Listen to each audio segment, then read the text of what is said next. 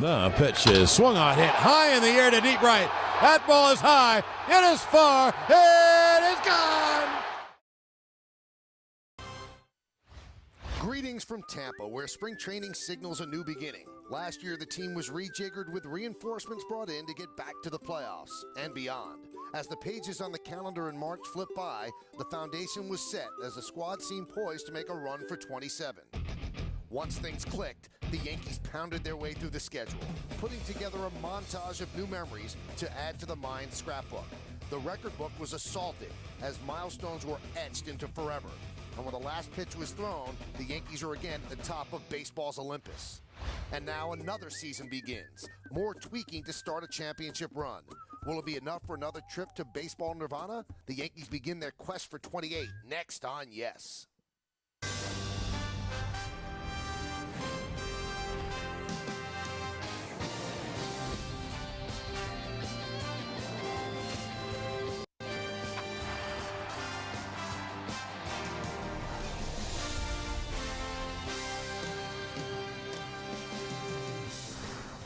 It is an unseasonably cool day here in Tampa, Florida, but the fact that the Yankees are champions, well, that seems to be warming everybody up as this afternoon, the Yes Network presents New York Yankees baseball. It's the defending World Series champion New York Yankees against the Pittsburgh Pirates in the first game of spring training from George M. Steinbrenner Field in Tampa, Florida. Hi, everybody, and welcome to Yankees baseball along with Ken Singleton. I'm Michael Kay. The 9th year of Yes. We'll be doing 16 spring training games, 150 games during the season, and it's been fun so far, and it was a lot of fun last year as well. The Yankees reached every objective that they had. Their mission statement is to win a World Series every single year, and they certainly did that last year, Kenny. Well, they had their problems. They had some early season injuries they had to fight through, and they did that. Once A-Rod rejoined the team back in May, it seems that's when they started to take off. The Yankees from that point on played almost 700 baseball and went on to win the World Series. And here's the last out of the World Series against the Phillies. Let the celebration begin in the Bronx and all through the Yankee universe. The Yankees were champions for the 27th time in their history. And this year they set their sights on their 28th world title. 103 wins during the regular season. They picked up their 16th American League East Division title, 40 American League pennants, and as Kenny said, 27 World Championships, more than any other team. Let's look at the Verizon Bios pitching matchup as we start a new season. Paul Maholm is going to go for the Pirates, 8-9, 4.44 last year. Chad Godin fighting for the 5th spotter role with the Yankees, 6-10 with a 4.64 ERA. Well, we are ready. It might be a little bit chilly here in Tampa, Florida, but we are ready for baseball. This starts the long trek, the Yankees hope, into October, where great things could happen again. Lineups, first pitch, baseball next on Yes. Look in the glove box. Suitcase? Huh?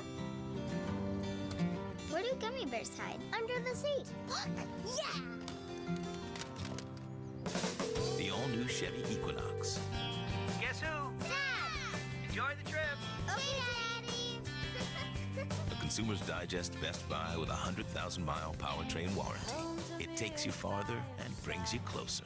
58 different individuals are absolutely using my old Social Security number.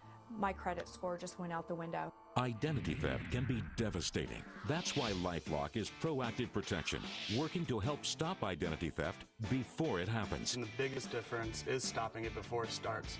LifeLock's exclusive identity alert system goes beyond mere credit monitoring, which only alerts you after the theft. With LifeLock, it's like having a digital fingerprint. If a new application doesn't match you, we send an alert. And if needed, we help fix the identity theft. Don't wait another minute. Call now. Go with the industry leader. Join LifeLock and get alerts to important information. A $1 million service guarantee, plus a team of identity theft protection specialists. Enroll now and get 10% off your enrollment for you and your entire family with today's special offer. Call today and mention ID Alert or go to lifelock.com.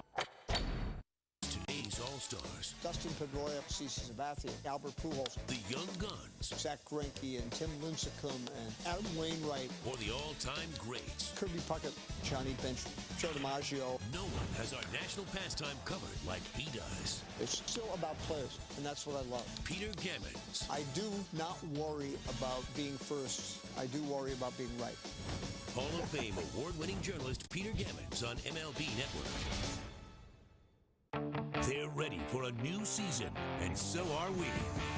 MLB Network hits the road for a new season of 30 clubs in 30 days.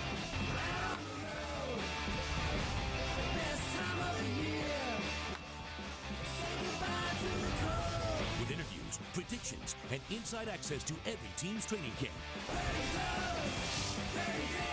Premieres tonight, 5 Eastern, 2 Pacific on MLB Network.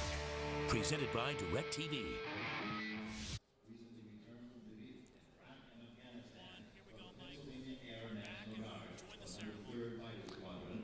Right now here at George M. Steinbrenner Field, they are presenting the colors, and they are about to have the national anthem with both teams lined up on their respective foul lines. The Pirates on the third base line and the Yankees on the first base line. They will also have a flyover after the national anthem is completed. So an opening day ceremony here in spring training. Both teams playing their first game of the exhibition season. And here is our national anthem. You see by the dawn's early light what so proudly we hailed at the twilight's last gleaming, whose broad stripes and bright stars through the perilous fight, all the ramparts we watched were so gallantly streaming, and the rocket's red glare, the bombs bursting in air, gave proof through the night that our flag was still there. Oh, say does that star-spangled banner yet wave? Oh, the land of the free and the home of the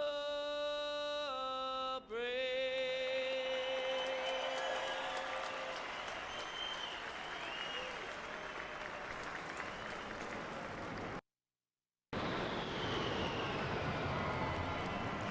And the crowd watching the military flyover over at Steinbrenner Field. Kenny Thomas with our national anthem.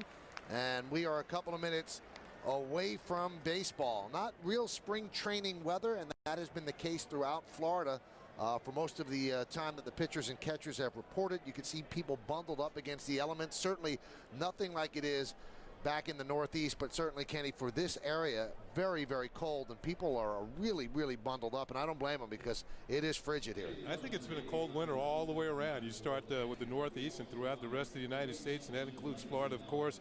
You know, you see the palm trees, you think of the warm, sunny days you get down here this time of year. Well, it's not happening yet. It's supposed to warm up this weekend, and we'll look forward to that. Now, the Yankees obviously are trying to repeat as champions. 1 year after not making the playoffs, they picked up their 27th world title, their first under Joe Girardi. And Joe Girardi talks about how difficult it's going to be and how they're looking forward to defending this title. I think it's special because of the Steinbrenners, and I think it's special because of the organization as a whole and what they stand for, and the fans. I mean, to be able to win it in front of our fans is extremely special because of the support they give you day in and day out, whether you're at home or on the road. They are so in tune with what we do, and that gives you a lot of satisfaction to be able to bring home another championship for them. Well, Joe Girardi has to change the number on the back of his uniform to number 28. Out on the mound right now, the Yankee legends that are here throughout spring training. Yogi Berra standing on the pitching rubber. You see Ron Guidry and Goose Gossage and Reggie Jackson, and you got Gene Michael there and Mickey Rivers, and Bernie Williams also part of the group, and Joe Girardi is coming out to hand Yogi Berra the baseball, and Derek Jeter's out there as well. Oh, no, he's got the trophy. Trophy, that's even nicer. Well, Yogi has won 10 titles in his illustrious baseball career. Derek Jeter halfway there with 5 after last year's title. You mentioned Joe Girardi, of course, last year's manager on the World Championship team. I didn't know this until today. He's the youngest of all Yankee managers to win a world title. And in his 3rd season, got that done. Last year he wore number 27 on his back, and certainly he put a target on his back doing that. Now he's changed the number to 28, and that causes Curtis Granderson, who wore 28 with the Tigers, to wear number 14. But Joe Girardi, that's the objective. That's the destination, 28, and it will be on his back all year. Once they start playing now, you could feel good about that title and that trophy, Kenny, but you have to move on, and I don't think that this Yankee team is going to be saddled at all with any kind of complacency. Yeah, I don't think so either, because you know, you have the core 4 of the team that have been through this before. I mean, this is the 5th time they've won a world title, and the fact is, when you've won that many, you know what it's like to have that pressure on you to get it done again and have that target on your back throughout baseball, and competing against the rest of the American League and eventually against the National League champions if it gets to that point again.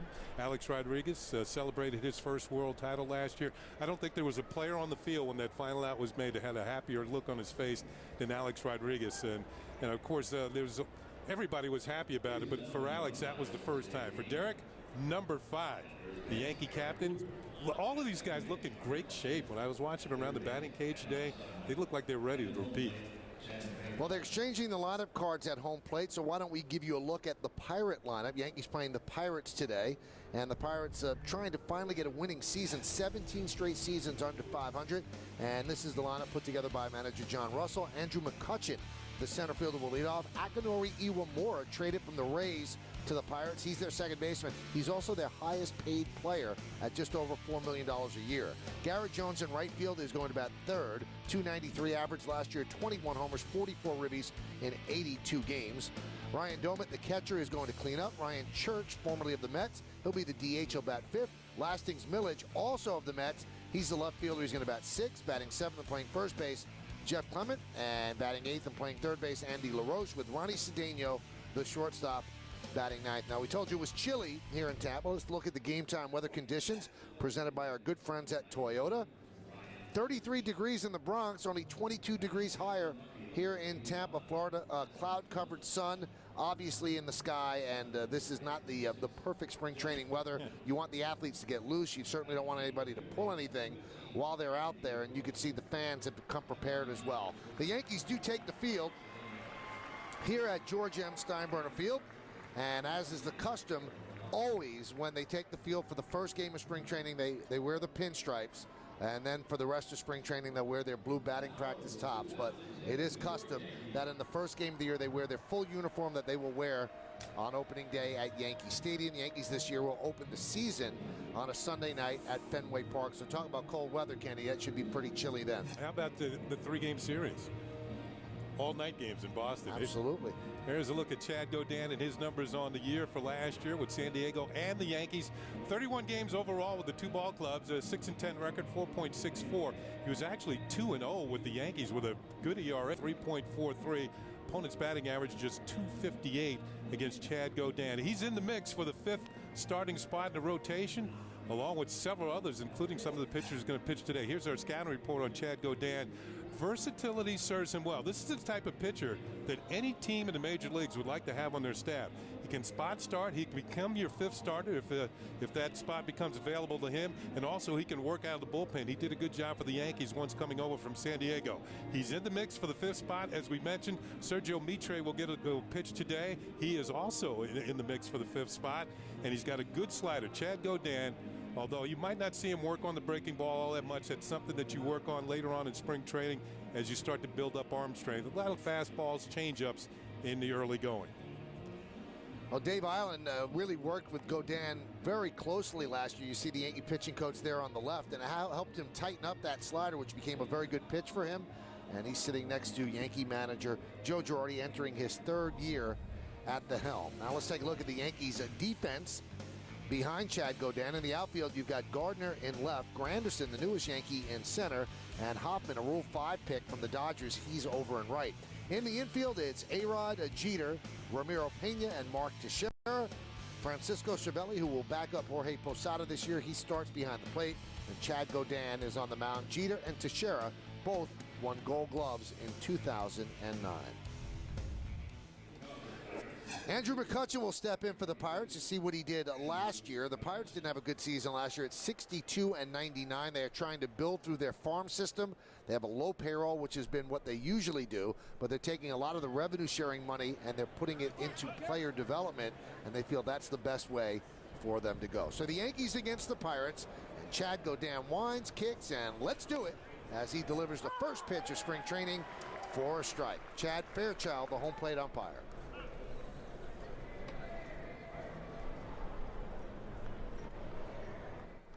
A lot of people have the misperception that the fifth starter spot is between Phil Hughes and Jabba Chamberlain. No, there's 5 for 5 here. You've got Chamberlain, you've got Hughes, you've got Godin, you've got Mitre. Those are the guys Kenny mentioned. You also have Alfredo Aceves. He's in the mix as well, as McCutchen chases upstairs. 1 and 2.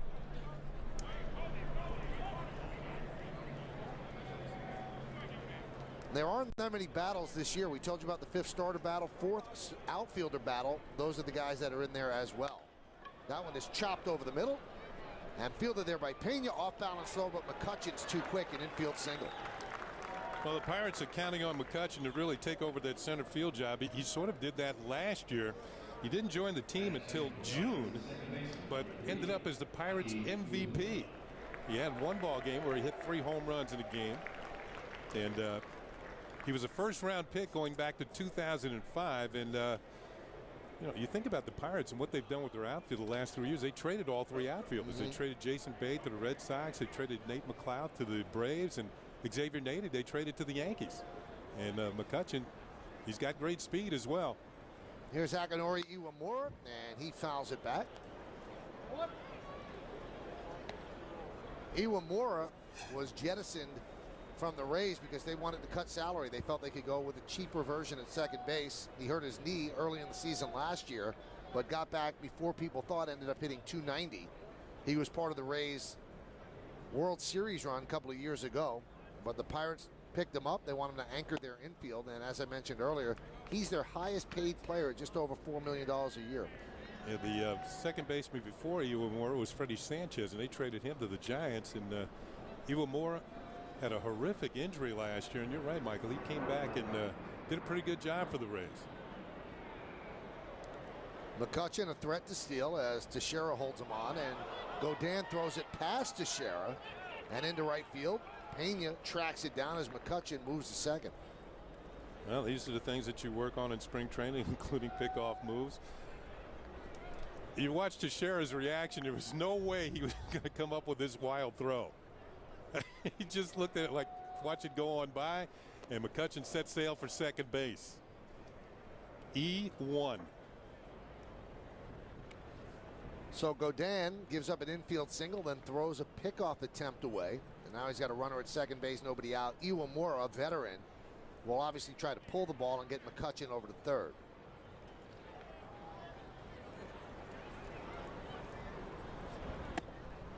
During his time with Tampa Bay, Iwamura did a pretty good job. He's very solid defensively.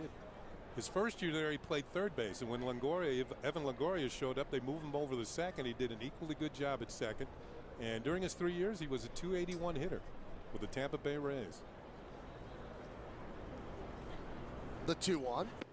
Outside, when they moved him to second base, Joe Madden, the manager of the Rays, told him, I want you to go to Japan, find the Bill Mazeroski of Japan, and have him tutor you on how to play second base. Now Iwamura is saying, this is great. I actually get to work with the Bill Mazeroski. Mazeroski, of course, a Pirate legend. And a Hall of Famer. Yeah, he is. 3-1. There's a strike. And Mazeroski, part of the instructor crew with the Pirates in Bradenton. They have Kent Tekulve. They have Manny Sanguillen working with the catchers. And they want guys that have championship pedigree, and the Pirates have been under 500 for so long, 17 years now. They need to learn how to win. You're thinking about it. Their kids are going away to college next year. Never seen the Pirates win. 3-2, foul back. Sun trying to peek through the clouds here over Steinbrenner Field. First of 16 games that we'll have here on Yes from spring training.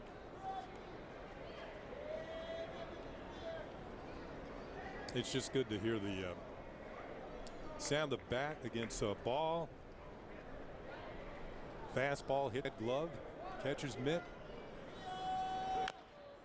Chopped right back to go down. He checks McCutchen back, and there's one away. All winter long, I've been hearing the sound of a shovel against snow, and that wasn't much fun. Hurt my back. You got to farm that kind of stuff out, Kenny. Yeah, you don't want that. You know, somebody comes and does the driver, but we're not going to do the front walk. You know, I got to do that. That's why it's hard to complain about this weather here in Tampa. It's 55 degrees. It's cold for Tampa, but we certainly do. We both came from the Northeast a couple of days ago. How tough it's been. Here's Garrett Jones. Short stint in the big leagues last year, but certainly played his way into the outfield this season. Go down a little bit upstairs, a little strong. He doesn't want to be pitching up there. Jones was a 28-year-old rookie last year. Called up, spent 11 years in the minor leagues, including the last 5 at AAA. Shows up in the big leagues in July and hits 21 home runs from July to the end of the season. Led the Pirates in homers.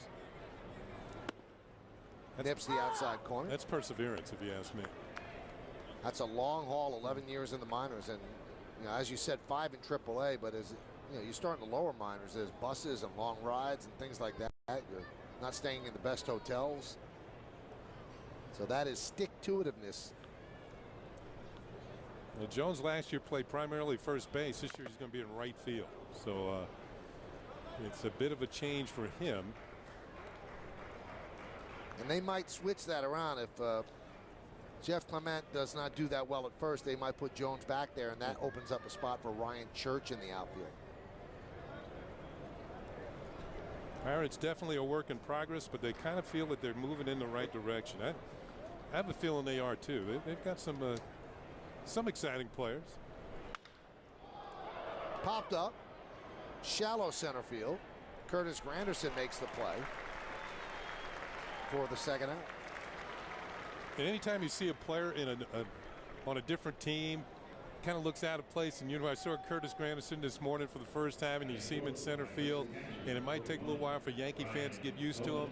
But if he plays like he did in Detroit, he can be an exciting player at times. Hit 30 home runs last year, stole 20 bases. For a 3-year period, he was leading the American League in triples. I don't know if that'll happen at the new Yankee Stadium, a different configuration than Comerica Park in Detroit, but he can be fun to watch. Here's Ryan Domit, catcher and the cleanup hitter for the Pirates, one of their better players. So many teams want to improve their catching situations. Pirates get a lot of calls about Domit, but they're holding on to him at this point. Last year, a .250 hitter. Switch hitter, and last year he actually fractured his wrist early in the season, missed a lot of time, but the year before he was a .300 hitter for Pittsburgh. That one's blocked by Cervelli. Now Cervelli, without Jose Molina on the team, Cervelli is your backup catcher. Talked to Joe Girardi before the game today, and he said, you know, we'd like to get 110 to 120 out of Posada. He said, but we need Jorge to be healthy because we need his bat. So we can't push him beyond that point. He said he's not a kid anymore. And he's in his upper 30s. He said Cervelli's going to see a lot of time. You know, I think what helps the Yankees, and maybe was Joe Girardi talking about him actually catching those games, or talking about just getting him into a number of games where he could also be a designated hitter? He actually said he wants him to catch 110 to 120 games, so he could actually DH in some games. But he expects Nick Johnson to be the everyday DH. He said, I'd like to give a couple of my guys 2 DH games a month. He said, but we'll see how it works out. But Cervelli played some important games for the Yankees last year. Popped up. How about this? You know, the veterans get together toward the end of the season, and they split up playoff shares. I remember those days. How much money are we going to get this guy? And obviously the people that are from start to finish get the full share.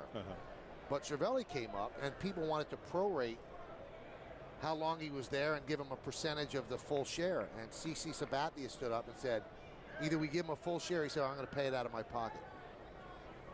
So they have a lot of respect for what Cervelli did last year. There's a ground ball to first. Teixeira takes it himself. Steps on the bag for the final out of the inning. One hit, nobody left, one man left, no score, Yankees coming up.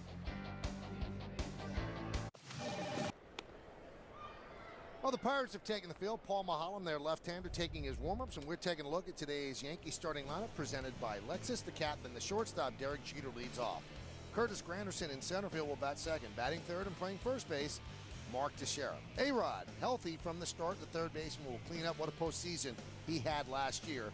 2 home runs, 6 ribbies in each of the series. Marcus Timms, a non-roster player trying to make the team. He'll be the DH. He'll bat fifth, batting sixth. And playing right field, Jamie Hoffman. Brett Gardner's in left field. He's going to bat seventh. Batting eighth and playing behind the plate is Francisco Cervelli. And Ramiro Pena, the second baseman, will bat ninth. Paul Maholm, 27-year-old left-hander, 31 starts a year ago record, just under 500, 8-9, ERA 4.44. You can see 221 hits allowed, 194 and 2/3 innings a year ago. And Paul Maholm, as we check out the scouting report, is a former Bulldog. He pitched at the Mississippi State, was all SEC for a couple of years. You saw the batting average again, it's 290. He is a contact type pitcher. He's not overpowering, needs to hit the corners on both sides with his fastball. And with like a lot of pitchers who aren't overpowering, they've developed very good changeups. That could be his best pitch. Has an unusual delivery, kind of flips the ball towards home plate, and that's a little disconcerting for batters. Let's see how Jeter handles it as Derek digs in. Pitch inside. Jeter had a phenomenal year last year. Actually improved his range in the field, picked up a Gold Glove, hit .334, 212 hits.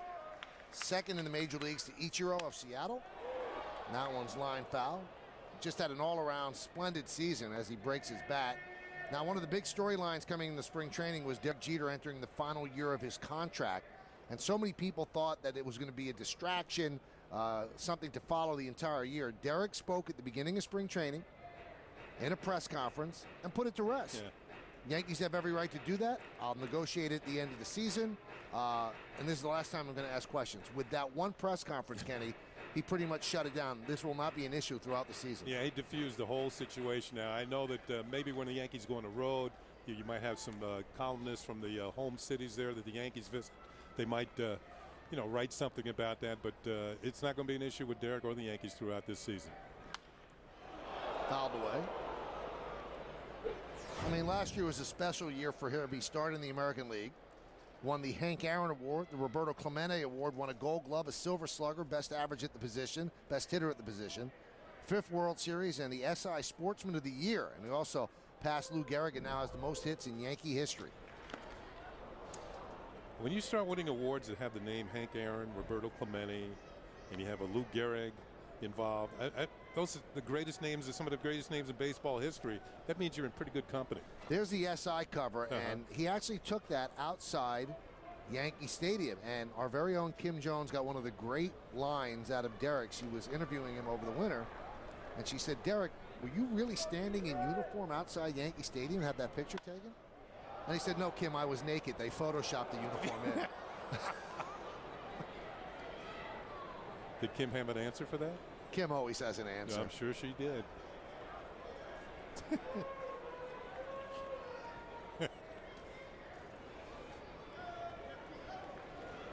The 1-2. Grounded to short. Cedeno. And that pulls Clement off the bag, but he tags Jeter on the way by, one down. Ronnie Cedeno came over in a trade from Seattle. He's fully clothed at short. And he's in the deal that sent Jack Wilson, the incumbent Pirate shortstop, to Seattle during the course of the year. And they're looking for big things from Ronnie Cedeno. Yankees looking for big things from Curtis Granderson. 30 home runs, 10 of those in spacious Comerica Park as a member of the Tigers. And this is a good first test because the one thing that you're concerned about with Granderson is his inability of late to hit left-handers. He hit under 190 last year against left-handed pitching.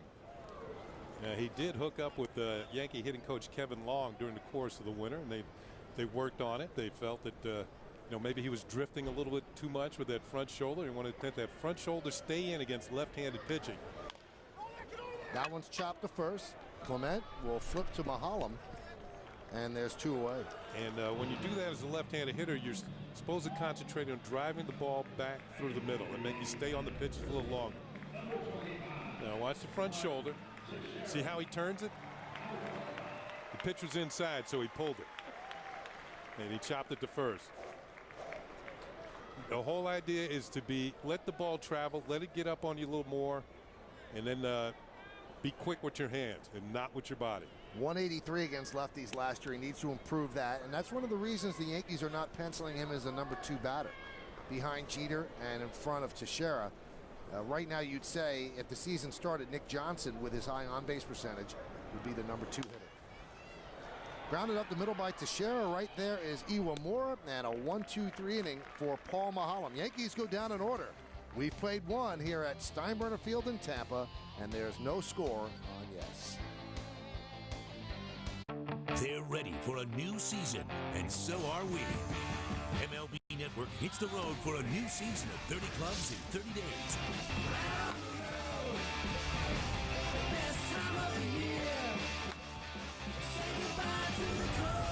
With interviews, predictions, and inside access to every team's training camp. Premieres tonight, 5 Eastern, 2 Pacific on MLB Network. Presented by DirecTV. 2K Sports. Today's Game on Yes is brought to you in part by Chase. Everywhere you need us, Chase is there. By DirecTV. It'll change your life. Call 1-800-DirecTV. And by Poland Spring Brand. Sourced only carefully selected natural springs. Born better. Some of the retired numbers outside Steinbrenner Field. You see Whitey Ford 16, Thurman Munson's 15, and just to the right, number 32 of Elston Howard. Their own Memorial Park, the entrance to the ballpark. Yankees first started playing here in 1996. It's been an unbelievable run after moving over from Fort Lauderdale. One of the great destination spots for a lot of visitors down to Florida. Here's Ryan Church. And there's a strike. Yeah, I actually came down on Monday and got off the plane, came over here to Steinbrenner Field, and it's hard to find a parking space. I mean, the Yankees were working out, fans everywhere, enjoying this beautiful complex.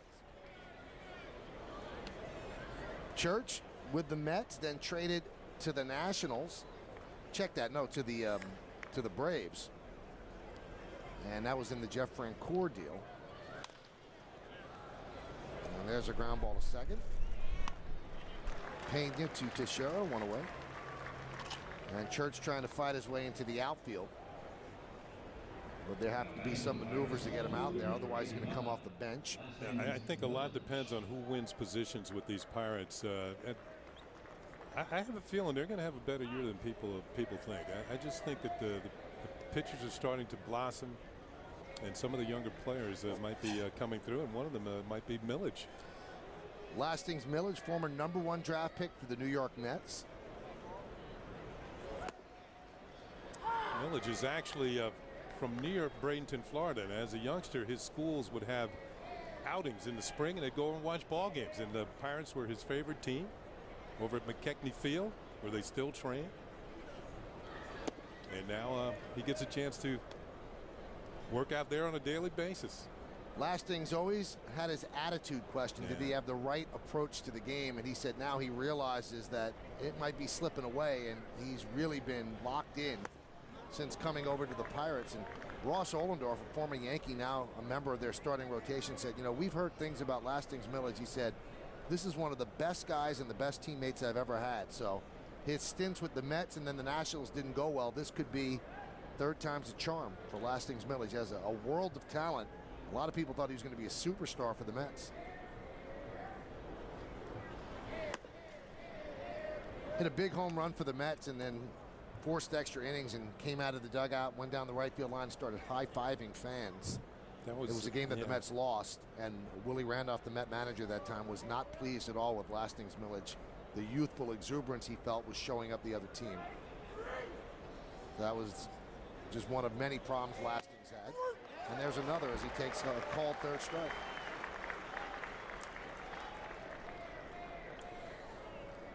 Pirates work in progress, as Kenny mentioned, and if things go according to plan, this is what they will look like on opening day. But that third base spot, Kenny, that's only temporary for LaRoche because the best player in the Pirate system is ready to come. Yeah, Pedro Alvarez actually is on this trip. He's not starting the game today. LaRoche is was a third baseman last year and had himself a decent year, but Alvarez is a superstar in the making of the Pirates field. There's a strike from Godin. And if his name sounds familiar around New York, it should. He's born in Manhattan, still lives there. Washington Heights.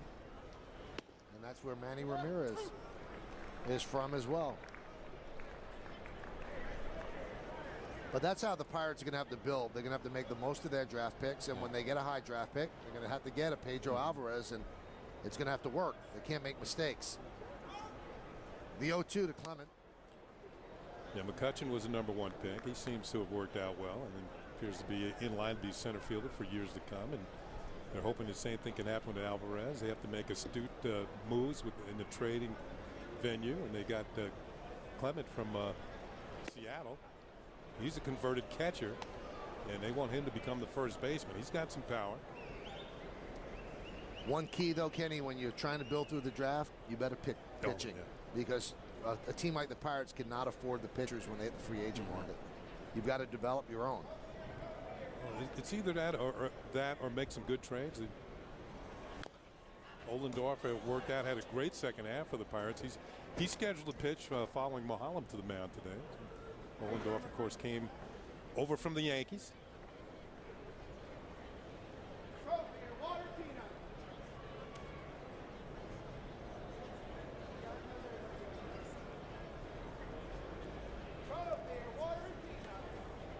And the 2-2 from Godin. Pena ranges to his right, backhand, sets, and a 1-2-3 inning for the Yankee right-hander. Pirates go down in order. We go to the bottom of the second. Still looking for a run, no score. Let's see if this As we go to the bottom of the second inning, no score here in Tampa. Let's take a look at the American Airlines upcoming schedule. Friday, we're back on the air. Yankees against the Rays. It'll be Kenny, me, and Tino Martinez in the booth. That's right. Tino's going to be here? Oh, yeah. All right. That'll be on Yes at 105. Then Saturday at 105 on My 9 against the Blue Jays. Monday against the Phillies, a rematch of the World Series. That'll be on Yes at 105. And then the Pirates again on Tuesday, also a Yes broadcast at 105. And we have 16 Yankee games here on Yes during the exhibition season. New pitcher for the Pirates. So Paul Mahalam goes 1-2-3 in the first inning, and they turn it over to the former Yankee Ross Ollendorf. And he is going to face Alex Rodriguez.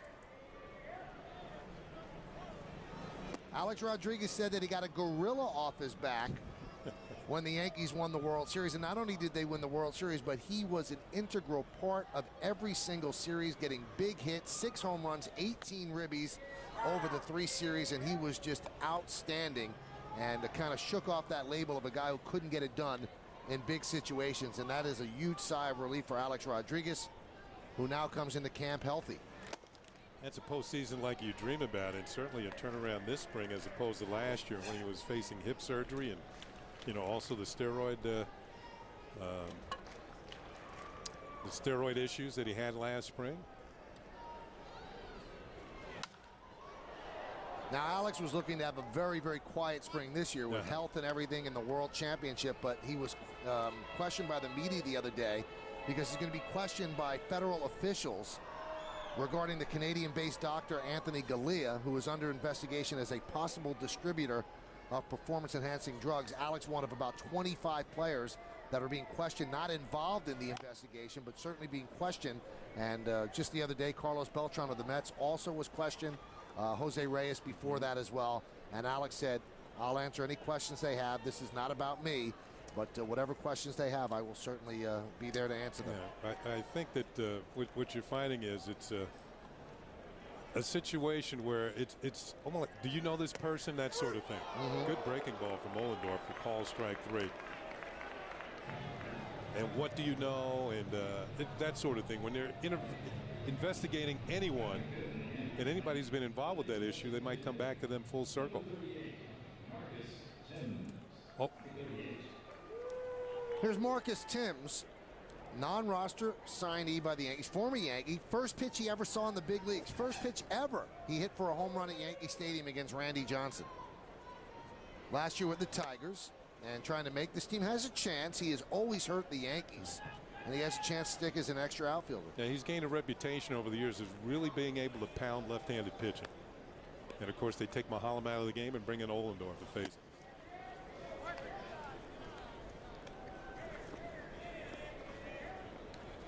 Ollendorf, I remember when he was with the Yankees, they were enthralled with his hard sinker. He can throw sinker up there 93, 94 miles an hour. What Joe Kerrigan, the pitching coach, has done with the Pirates is smoothed out his delivery. Nice play by LaRoche. Guns down Timms.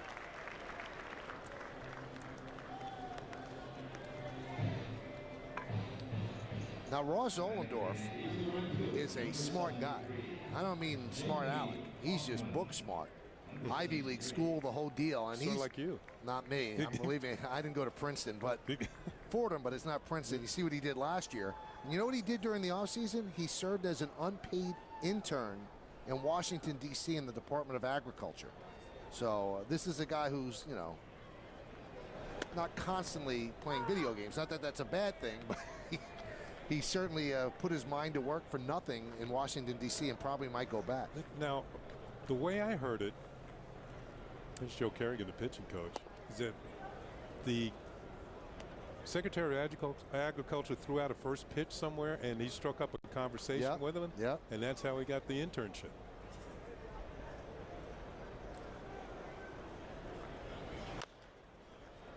Jamie Hoffman chops one.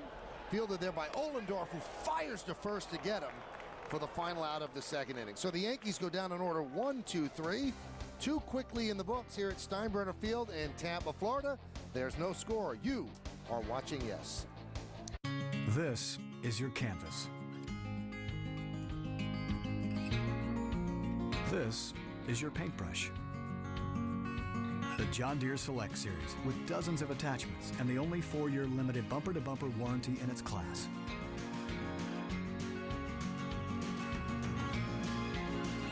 The question is, what will you create? Deere season is going on now.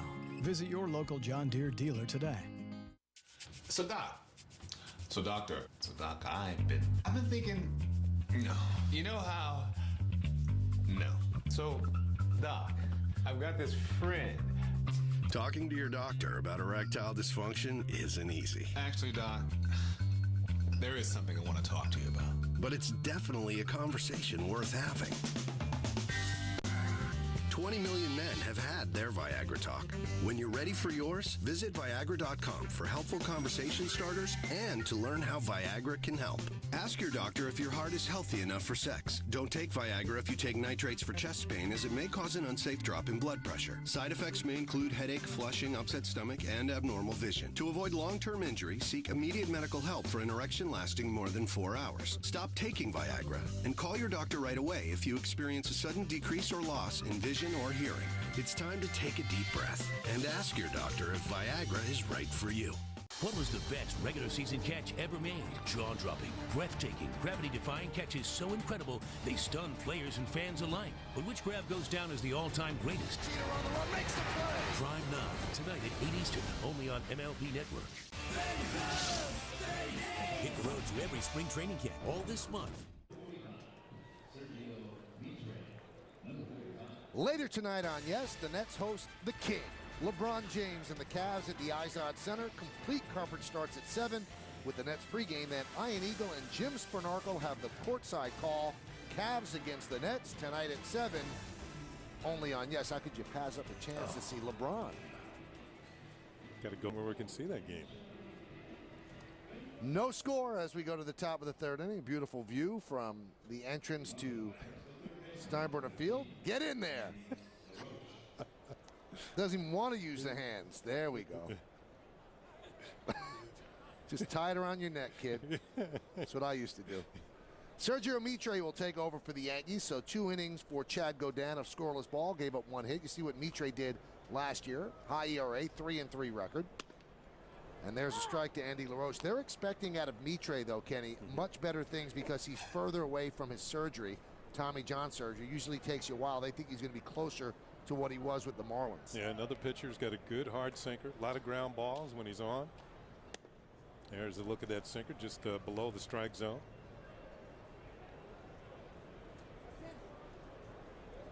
He's one of the 5 for that 5th starter role.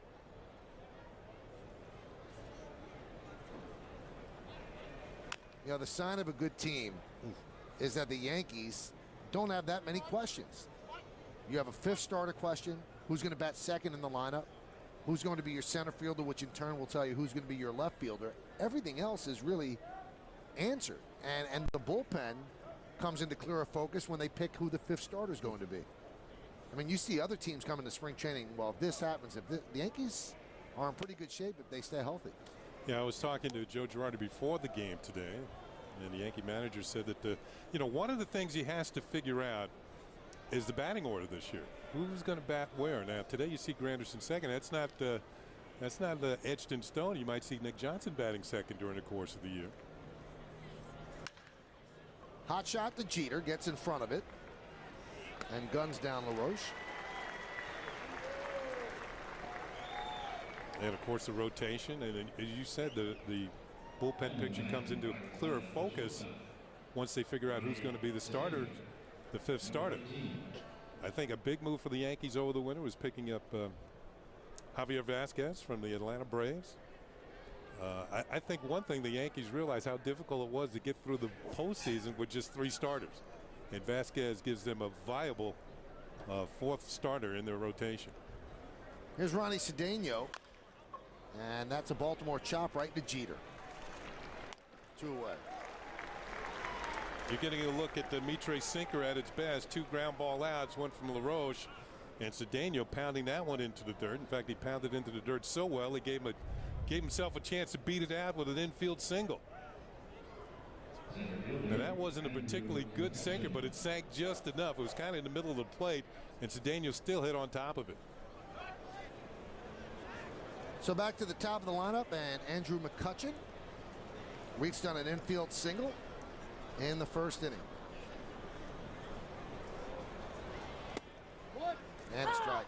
You know, one of the things that Pirate fans, they weren't very happy when Nate McLouth got traded to the Braves. I mean, McLouth was probably the most popular player, a center fielder with good range, an all-star outfielder. But the Pirates felt that McCutchen could take over and they could get something in return from the Braves. Of course they did. And McCutchen, I wouldn't say he quickly made them forget Nate McLouth, but he's in the process of doing so because he was their MVP despite the fact they only came to the team in June. That one's chopped to third. Alex Rodriguez, his first try of the spring. And a 1-2-3 inning for Sergio Mitre as he gets 3 ground balls. We go to the bottom of the 3rd with no score. Welcome to this MLB Authentic Collection Diamond Demo. If you want to hit for a high average, one of the things to do, hit the ball where it's pitched. That's what we're going to work on right now. A ball in, middle, away. Wherever the ball's at, that's where you want to hit it. The ball's in. That ball's right there. And if it's away, I want to wait and drive it the other way. Then if I go on the other side, same thing applies from the right side. In, middle, away. Here we go. We sit kind of in, away, and right back up the middle. That's what you try to do. Wherever it's at, drive the ball where it's pitched at in that angle. So the key, again, once again, if it's in, middle, away from the right side, I want to hit a ball in, middle, and away. And the same thing applies on the left side. I just flip it over. In, middle, away. Where it's pitched will give you the highest average. That is today's Diamond Demo. You know, Geico opened its doors back in 1936, and now we're insuring over 18 million drivers. Quite impressive, yeah. Come a long way, that's for sure. So have you since you started working here way back when.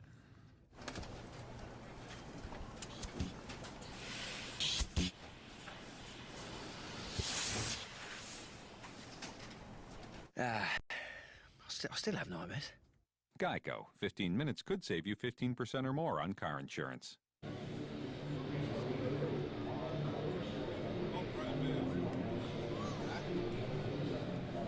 Hey, Yankee fans, for all of your spring training news and notes, visit YesNetwork.com. Watch exclusive quick-cut interviews from Tampa, plus sign up for mobile alerts to get Yankee scores and news on your mobile device. An all-new season is an all-new reason to visit YesNetwork.com. Chris Sheeran did an exhaustive interview with me before the game that you could see on YesNetwork.com. He's very thorough, that young man. On display in the concourse here at Steinbrenner Field, the World Series trophy. Boy, that place is that trophy has seen a lot of places this offseason. Yankees actually took it to Japan and China, and almost had a Stanley Cup feel to it. Brian Bass, the new pitcher, and the pitch to Brett Gardner is outside. Brian Bass has been around. He's been with Minnesota. Pitched last year a bit with the Baltimore Orioles. And now trying to make his mark with the Pittsburgh Pirates. 48 games with the Orioles last year. They start hitting 300 against you. That's not good. Brett Gardner battling for the center field spot. Remember, last year Yankees won a championship. Their opening day center fielder was Brett Gardner. Had a great spring and beat out Melky Cabrera for the job, but 3 weeks into the season, Melky Cabrera wrested that job back from Gardner. Joe Girardi told me before the game that if Gardner's going to play center field, he wants to know that Gardner can play every single day. There's a typical Gardner hit, but he is gunned down by Iwamura for the first out. He said that's the big dilemma they have. Is Gardner a 600 batted guy? And can he play center field every day? Well, he did steal 25 bases in limited play last year, and you're going to see a bit of his speed here, although this is a good play by Iwamura, and I think one reason he's able to throw him out, because his last top, the ball comes up for him. See how it comes up? He doesn't have to really reach down near his ankles to make the play more difficult. So Iwamura able to throw out the speedy Gardner, but he got a very neat hop. Pitch to Cervelli is inside. It was interesting what Girardi was saying. We'll talk to Joe in the 5th inning. Oh, really? Yeah, we have him mic'd up in the dugout, which is great. But he was actually saying he's somewhat reluctant to platoon Gardner and Wynn and have Gardner in center against righties and Granderson in left. And then when Wynn plays, put Wynn in left and then Granderson in center. He said, not quite fair to Granderson. He said, would I do it? Yeah, I guess I would, but that's not an ideal situation. If Gardner's going to play center field, I want him to play every single day. He said, and a lot of people are actually discounting the fact that Randy Wynn could be an everyday player. He said he could actually win a position. He's always been an everyday player throughout his career. So that's a question mark for the Yankees to solve over the next month. Well, Wynn's a switch hitter, which usually can lead to everyday play, depending on who's on the ball club. Wynn had a subpar season for him last year with the Giants. Became a free agent, signed with the Yankees. The 2-2 to Cervelli. Look out. Cervelli gets plunked. First Yankee base runner. Not exactly the way you want to get on base. I mean, it's a chilly day here today. Anytime you get hit, just above the elbow, it's going to leave a mark. Look at it this way. He's on with one out. And it looks like he's going to be all right. He's a tough kid. Very enthusiastic. I think that was spread throughout the Yankee clubhouse last year.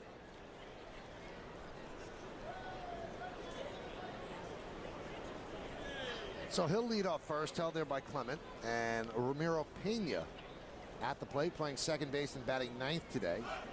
Cervelli goes, and the throw to second, in time. Good throw by Ryan Doman.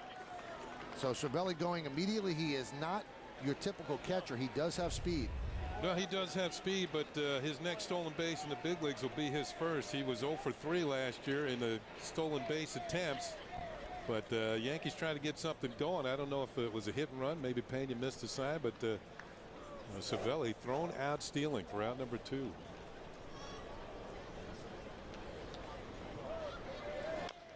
That one is chopped towards short, cut in front of by LaRoche, and he fires to first to just get Pena for the final out of the third. So through 3 innings, the Yankees just sent up the minimum 9 batters, no runs, no hits, no errors, nobody left, 3 in the books. There's no score on yes.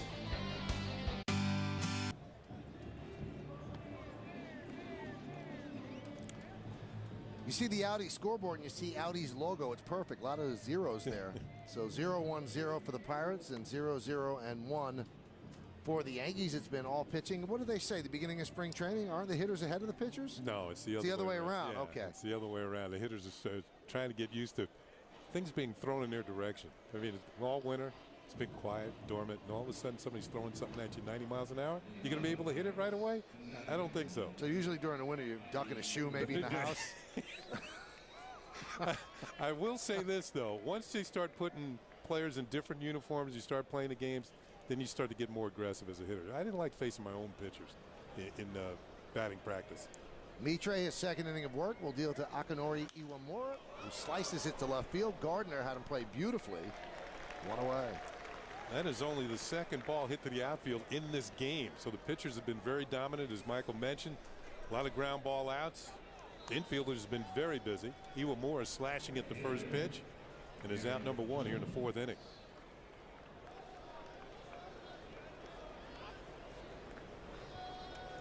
That'll bring up Garrett Jones. Yankees will play tomorrow in Clearwater against the Phillies. And CC Sabathia gets that start. And all you have to do is do the math, look at the calendar, and that means that CC Sabathia will start the season opener Sunday night against the Red Sox. And that's the way it plays. That's why he didn't start the first game today, because they want him on point for that season opener. The 0-1. Pitching matchup tomorrow. How about that? CC and Roy Halladay. Roy Halladay might win a lot more games for the Phillies than he did for the Blue Jays, considering he doesn't have to have 6 starts against the Red Sox, the Yankees, and the Rays. Well, I bet you those teams are happy he's out of the American League East, too. They usually did a pretty good job against all those teams. You know, you figured, well, the Yankees face the Toronto Blue Jays, what, 6 times a year? Mm-hmm. 6 series a year. And it's almost as if Halladay was lined up to pitch in every one of those series. You could see him 6 times a year. Count 2-2. Another example of the good sinker from Mitre. You know, the competition is on right from the start. Godin had a good 2 innings. Mitre trying to do the same here in his 2-inning stint. Good breaking ball. Good block by Cervelli. Now, Jabba Chamberlain, who is part of the 5 guys that are going for that 5th spot, was supposed to throw yesterday, but he was so sick from the flu that they scratched him.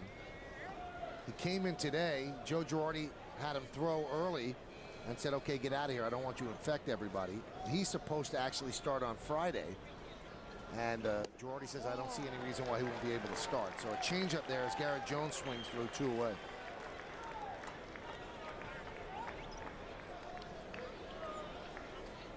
Friday right now has Hughes listed as the starter. Jabba Chamberlain coming in behind him. Now, from what I understand, the next time it comes to their turn in the rotation, they'll flip it. Right. Jabba will start, and Hughes will come in out of the bullpen.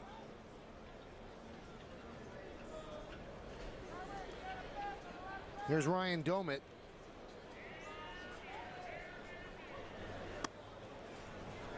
Pitch outside.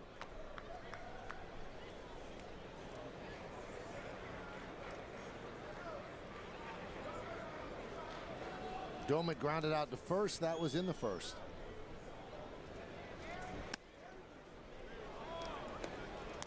Count 2-0.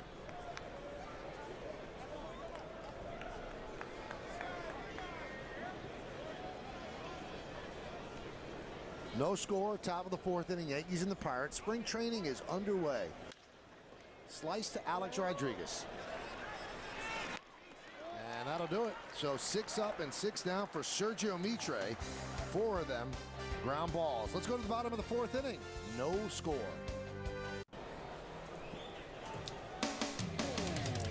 Today's Game on Yes is brought to you in part by Verizon Wireless. By Geico, 15 minutes could save you 15% or more on car insurance. And by Lexus and your local Lexus dealer. Good looking shirt there, says it all. 27-time World Series champions. And here it is, spring training, as the Yankees are looking for number 28. And Derek Jeter's looking for number 6. He has 5 world titles. And he's always kidding with Yogi about how he's going to catch up to Yogi. Yogi has 10 World Series rings. On the Audi scoreboard, there's no score as we head to the bottom of the 4th. New inning, new pitcher. For the Pirates, DJ Carrasco. This is like the NCAA tournament, 1 and done. And Carrasco's numbers last year with the Chicago White Sox, 103 hits in 93 in the 3rd innings, and he gets the top of the Yankee order. Jeter will start it off. And the pitch low. Some house cleaning there by Ryan Doumit. I'm talking about Derek and his accomplishments last year. Of course, he's now the all-time Yankee hit leader. 7th time in his career he had 200 or more hits. That's hitting.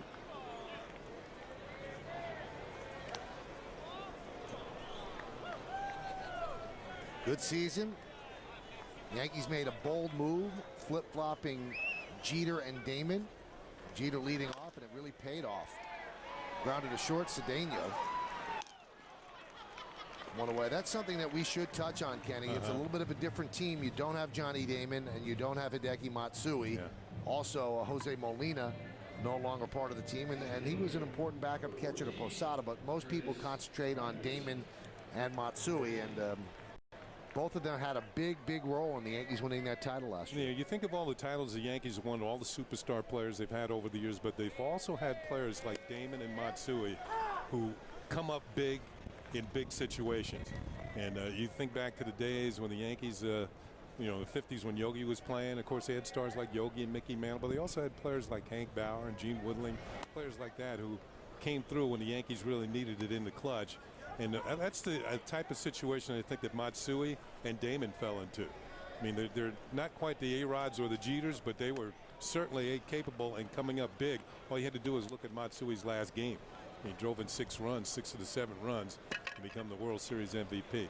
It's going to be tough for the Yankees to replace those 52 home runs, but they're hoping that Granderson can be part of new players that join the team that come up big in the big situations, like the departed Matsui and Damon did.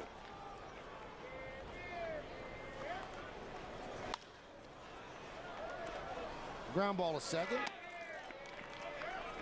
And there's 2 away. I tell you what, it's not a good day to be a worm. There's a lot of ground balls.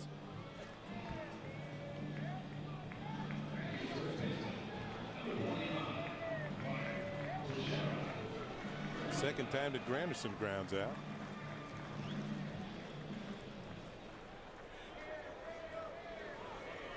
Here's Mark Teixeira, first year with the Yankees, a world championship. Mark Teixeira took a trip down to Miami during the winter to work out with Alex Rodriguez for a couple of days.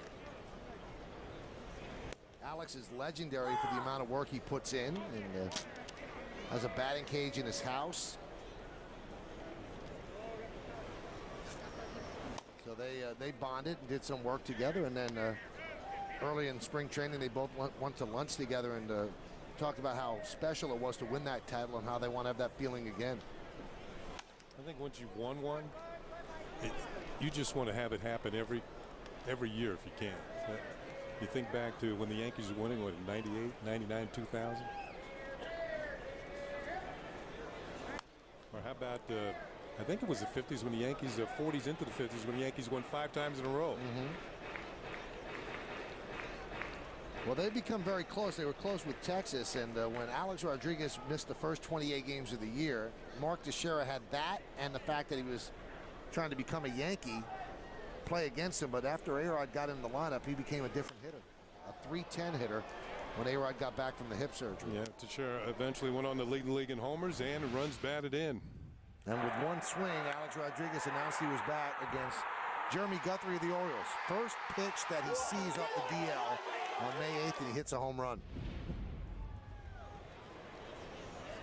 3-2. And a swing and a miss, and Teixeira down on strike. So DJ Carrasco with a 1-2-3 inning. We've played 4 here in Tampa. There's no score on yes. Like the crab cakes? 2009, a special season for the Yankees as they won their 27th World Championship in the organization's history, and the man at the helm of that championship was our good friend and former colleague, but he's gone on to bigger and better things, Joe Girardi, who's joining us here from the dugout or outside the dugout. Hey, Joe, how you doing? Good, Michael. How are you? Kenny, nice to have you guys down here finally. Well, thank you very much. It's nice to get out of that snow and ice and all that sort of thing. Let's talk about the guy on the mound right now as part of an equation that you're going to have to figure out, the 5th starter. You don't have that many questions on this team, but there are 5 guys for that 5th spot. Anybody in your mind have a lead? No, it's an open competition, and obviously you think about it all winter long and the different directions that it can go. As Ryan Church lost one to right field, Wynn wreaking havoc with that, and Hoffman going back, and he makes the play. Nice play by Jamie Hoffman. You know, the one thing about Jamie Hoffman is you'll see he's a big man, but he's a very good defender, and that was one of the things that we liked him, and one of the reasons we Rule 5 him, because he's an outstanding defender and he can play anywhere. But getting back to your question about the starters, I mean, they all have their strengths. You know, Jamba obviously got the most innings last year and would be prepared to go 200 innings. Phil Hughes threw the ball very well for us as a starter.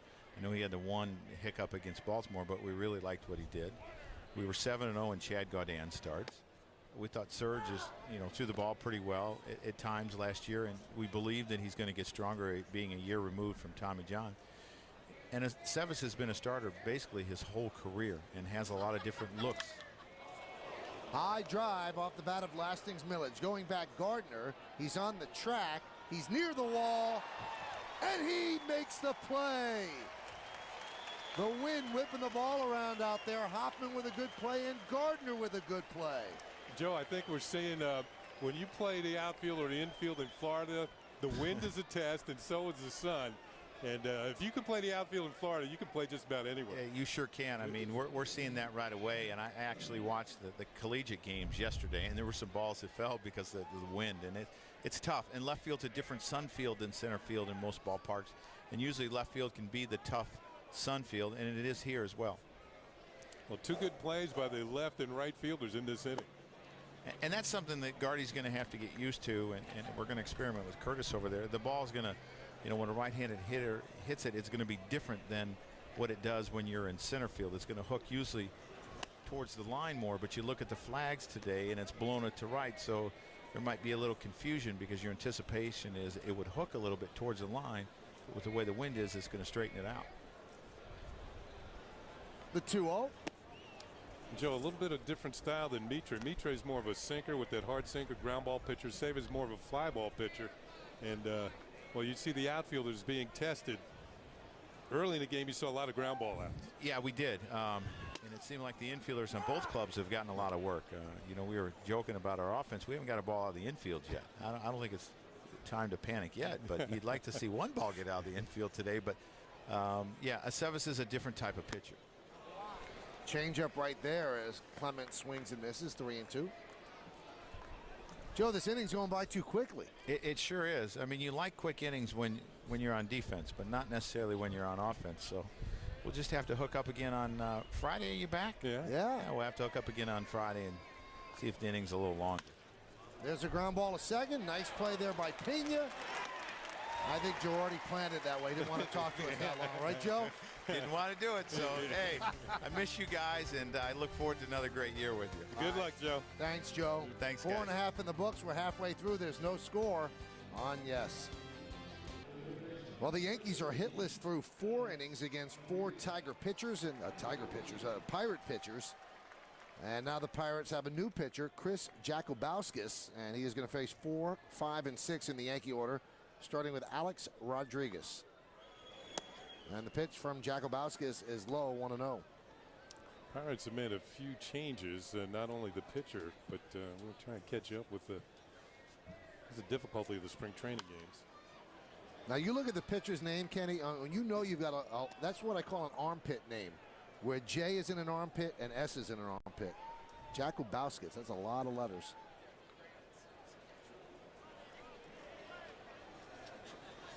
They actually got him from Seattle. Played him on what? Look at it. And there's the no-hitter as Alex picks up a single center. Now, last year the Yankees won a championship, and you always like to mirror what you did the previous year if you did well. And they went on an outing. They played pool last year. This year, they went to GameWorks in Ybor City, and they played Pop-A-Shot, and they played video games, and they had a grand old time. These are some of the pictures from that outing. The media was not allowed there. It was actually taken by a member of the Yankee staff and handed out to newspapers. And I guess, what do they call this game? Skee ball, yeah. Skee ball. I don't know if they played whack-a-mole or anything like that, but they had a good time. They were there for about 2.5 hours. And Girardi said, you know what? We got a good bunch of guys that enjoy being together. He said, that's important. It's a good bonding experience. And that's what it served as last year. I heard A.J. Burnett was the winner of the IndyCar driver. Mm-hmm. Andrew Brackman won the skee ball, and Royce Ring won the Pop-A-Shot, which is a little strange because Randy Wynn was a college basketball player with Steve Nash, and he did not win the Pop-A-Shot. Mm-hmm. Well, it's been a few years since he's been in college. Mm-hmm. Timms fouls it back. Here's great follow-through there by Posada. Yeah. Exceptional. And A-Rod watching Mariano. And that's Mark Melancon. And Nick Swisher really got his game face on there. Nick Swisher became a TV star over the winter. He was on an episode of How I Met Your Mother. Really good show on CBS. Delivered his lines beautifully. One take? That's what I heard. Yeah. Might be up for an Emmy.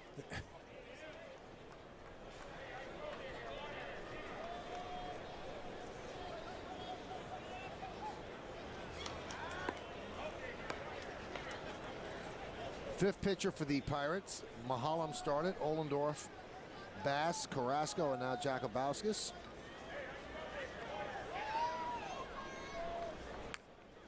So 2-2 count on Marcus Timms.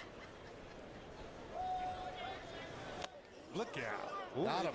It hit him. Got him on the blousy part of the shirt. And so the Yankees have a rally. Runners on first and second and nobody out. Jakubowskis, fastball boring in on Marcus Timms and just got him. And look,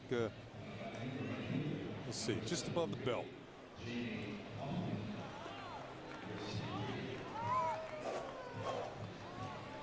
So two Yankee batters have been hit. Francisco Cervelli just above the left elbow and Marcus Timms on his shirt. Here's Jamie Hoffman. Now, we've said this a couple of times. Jamie Hoffman is a Rule 5 pick. Now, a team could take a player that's been in the organization for over 6 years as a Rule 5 pick, but if you do that, you've got to keep this Rule 5 player on the 25-man roster the entire season. If you don't keep him on the roster, you have to offer him back to the team from which you selected him, and that would be the Los Angeles Dodgers. You only get half your money back, too. Right. Yeah. So you have $50,000 you pay for a Rule 5 pick, and if the Dodgers want him back, when you offer him back, if he's not on the 25-man roster, they have to pay you $25,000. So you spent $25,000 for a look-see. Also, he came through the Dodger organization, but was traded to the went to the Nationals as a Rule 5 actually. And then the Yankees traded for him, but the Rule 5 rules still applied to him. Right. Because the Yankees knew that deal was going to take place, and they told the Nationals, we want you to select Jamie Hoffman. And Brian Bruni went to the Nationals, where he's going to be working out of the bullpen. Jamie Hoffman from New Ulm, Minnesota, which is also the home of Terry Steinbach. Was the catcher on those A's championship teams. And he does the job, moves the runners over with that chopper to the right side. All right, here's a good situation for Brett Gardner. One of those RBI situations. You runner at third with less than 2 outs. First time the Yankees have had one this spring. You know, Gardner's in the mix to become an everyday player. And this is what managers want to see, players in these situations during the course of spring training. See if he can get that runner home from third. Alex Rodriguez standing on third with less than 2 outs. And the way the Pirates are playing it in the infield, a ground ball to short or second will get the job done.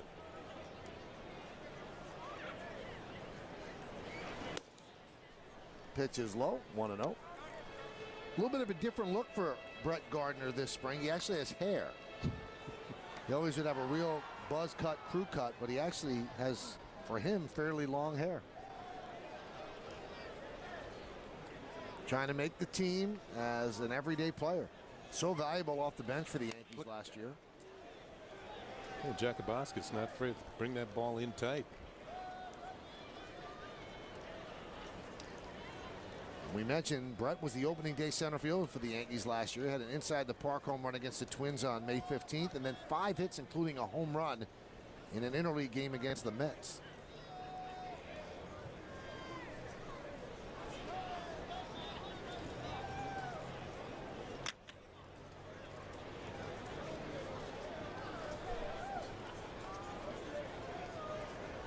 The 2-0. 3-0.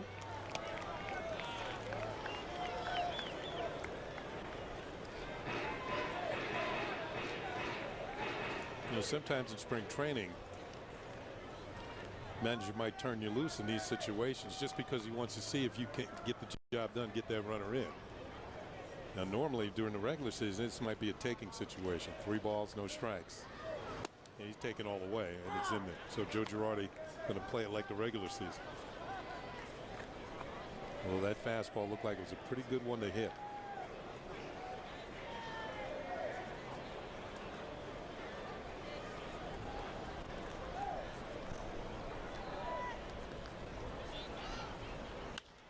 Line drive right at Cedeno.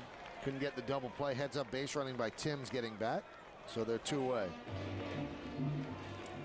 Well, Gardner did everything right but direction. He hit the ball fairly hard and right at the shortstop, Ronnie Cedeno. You can hit him, but you can't guide him sometimes, and there it is. Cedeno flashes in, makes the play. Good base running by Timms to get back to second, not doubled off. Here's Cervelli. Cervelli had a lot of big hits for the Yankees last year. One of the funniest, though, was when he had a walk-off hit and then tried to avoid the pie and kind of ran full bore into right field before he was grabbed by his teammates. He's well liked by his teammates because he's not the type of rookie that feels that everything is owed to him. He understands his place on the team and had a real good demeanor, which everybody enjoyed. Everybody liked having him around.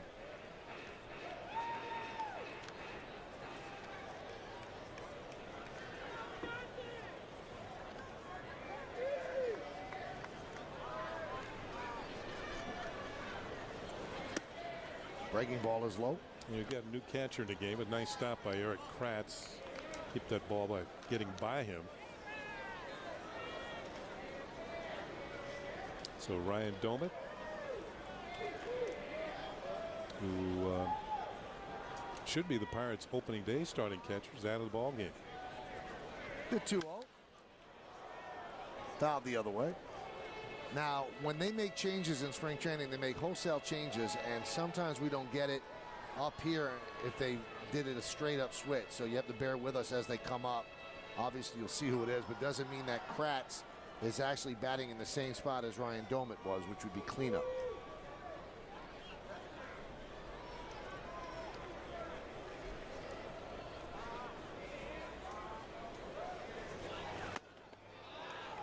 Two count. No score here in the bottom of the 5th inning. Yankees and the Pittsburgh Pirates. First game of spring training on a somewhat chilly, cold March afternoon. The new first baseman is Steve Pearce. 2-2. Chopped slowly to short. Cervelli gunned down, and that'll do it. So the Yankees waste an opportunity. No runs a hit, no errors, and 2 men left.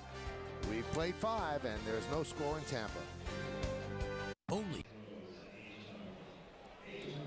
On the Ford scoreboard as we go to the 6th inning, there is no score. It's 0-0. Each team with 1 hit. The Yankees have committed an error. So Alfredo Aceves on for his 2nd inning of work. Chad Godin, 2 innings of scoreless ball. Sergio Mitre, 2 innings.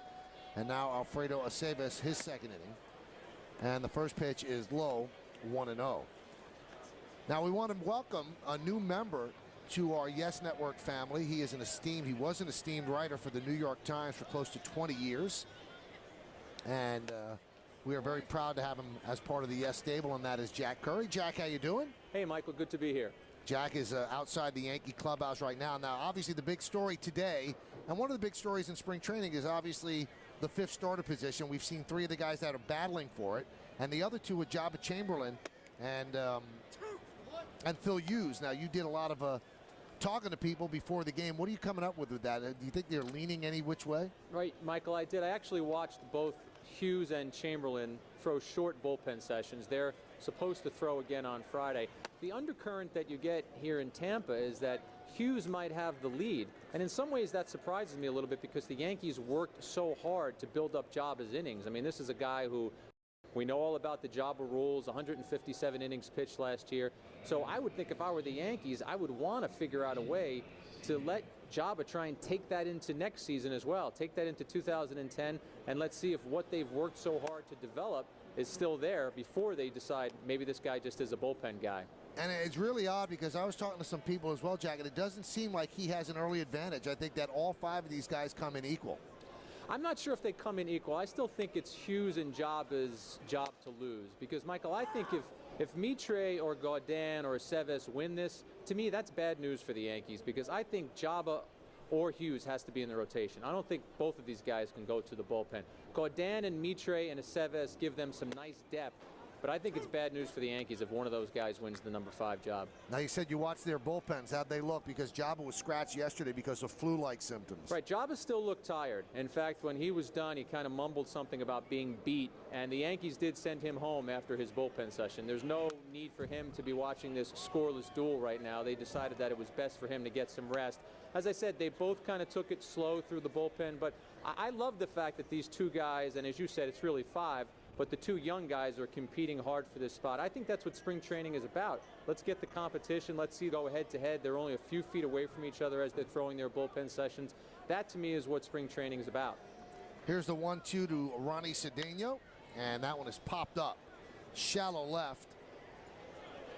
And the wind takes it, and the catch is made by Curtis for the 2nd out. That's Colin Curtis now in left field in place of Brett Gardner, who several changes for the Yankees. You've got Greg Golson in center field. And you have Nick Johnson at first, and Nick Johnson has 2nd tour of duty with the Yankees. And Jack, you had a chance to talk to Nick Johnson, who you obviously knew when he was with the Yankees previously. Right, I was talking to Nick Johnson, Michael, and 2 quick things about him. Kevin Long happened to come over, and they finished the conversation that they had earlier, and I happened to be eavesdropping. And it was just interesting to see the combination of a coach and a hitter going over some finer points of hitting. It was kind of interesting to see. Well, Nick Johnson with a nice scoop. He could always pick it. He's going to be the Yankees' primary DH. We'll hear from Jack a little bit later on as we go to the bottom of the 6th. 2K Sports. And new pitcher Steven Jackson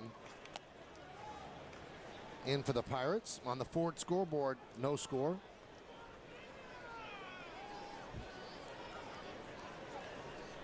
And Ramiro Pena evens the count at 1-1.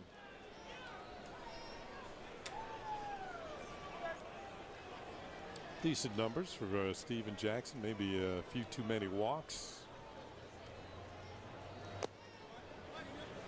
Yankees had high hopes for him during his stint in the Yankee organization.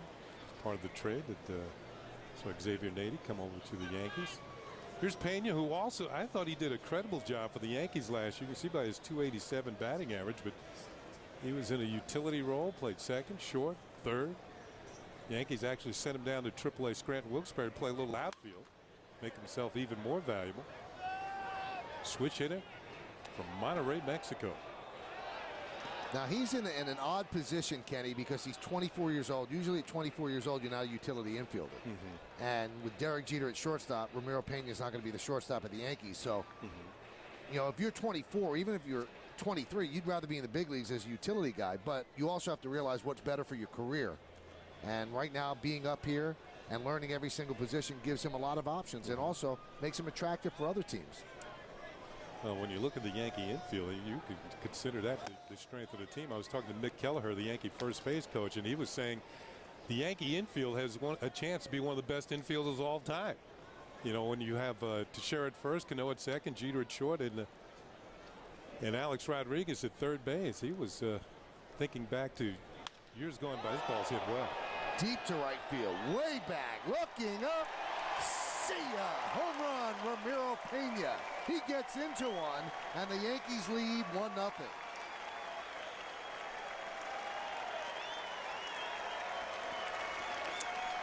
Well, that'll make you more valuable in the eyes of other teams. Pena, not known for his power, hit a home run last year in the big leagues, but well, he really got into this one. This pitch was right there for him. Put the quick stroke on it, got it out of the ballpark. Target is low and away, but the pitch is right down the middle. And he quick wristed. Watch that quickness through the zone. Wham! There it goes. You know, when you don't hit many home runs, you're not really sure. You know, you have a guy like Tino Martinez hit a ball like he knows it's going out of the park.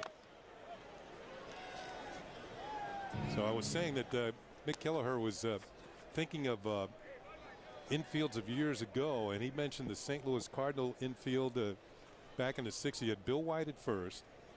You had Julian Javier at second, Dick Rode at short, and Ken Boyer at third. And that was a very good offensive and defensive infield. Nunez with a ground ball to second, and the ball is thrown away, so Nunez reaches. Eduardo Nunez. And they're going to give him a base hit. You know, when you think about the current Yankee infield, they all have the potential to win a Gold Glove, and they all have the potential to win a Silver Slugger Award, which represents the best hitter at your position in the league.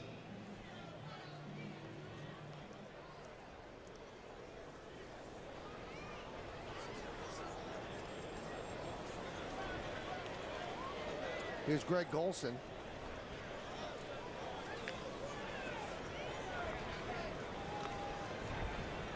Diving back is Nunez.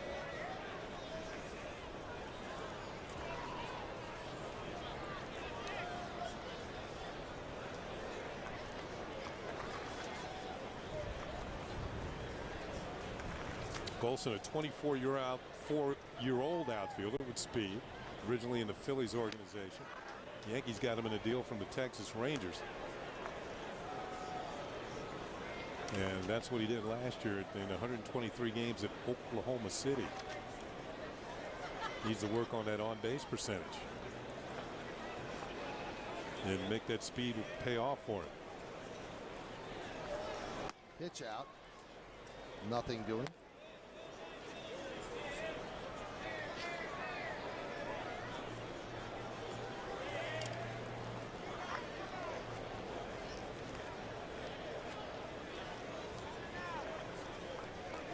I think you could have gotten long odds on Ramiro Pena hitting the first home run of the spring. Runner goes. Pitch is a strike. Throw to second.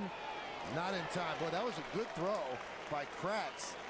From his knees, kind of sidearmed the ball. Got it there in plenty of time, but good jump by Nunez. Stolen base. Yeah, that was impressive.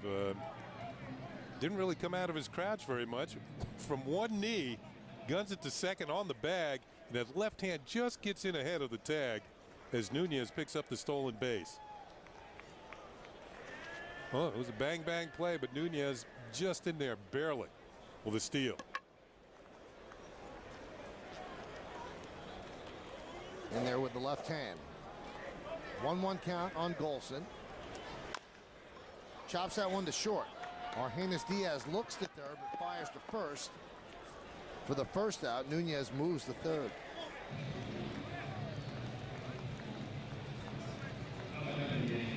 So Golson gets the job done moving the runner over. let's see what the Pirates do here. They're going to bring the infield in. Here's Nick Johnson. Nick Johnson, second tour of duty with the Yankees, free agent. Signed a one-year deal with the Yankees, and he's going to be their primary DH, and the Yankees just want to keep him healthy. That's been the one thing that has hurt Nick Johnson throughout his career. He's been unable to stay on the field.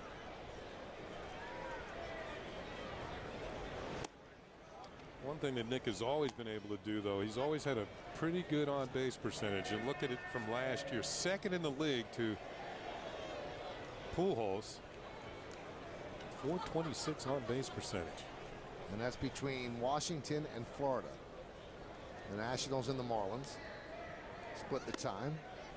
Usually goes deep in the counts. Very rarely swings at bad pitches.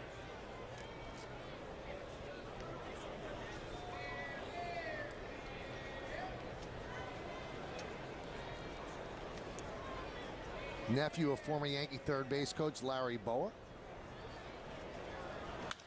That one is drilled deep to right field. Going back, Tabata. It's over his head, and it will roll to the wall. Scoring is Nunez, and Nick Johnson coast into second with an RBI double. Yankees lead 2-0.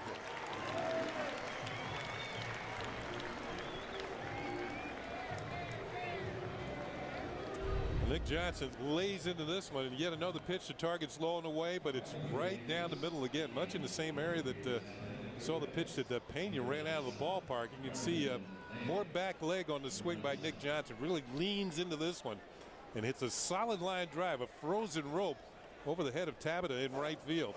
And that gives the Yankees their second run of the ball game. So Nick Johnson in his first. Welcome back, Nick. And here's Brandon Laird at the plate, batting in the cleanup position for the Yankees. Took over third base for Alex Rodriguez. And the breaking ball is high, but lays in there for a strike. 0-1. What Laird did last year in Tampa, a ball.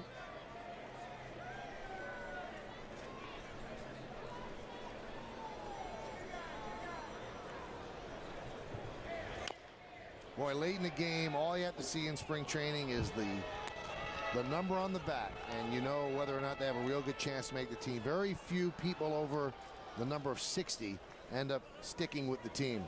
And Brandon Laird's about as high as you could go at 97. I'm trying to think of what my first number was. I think it was 59. So I was under 60.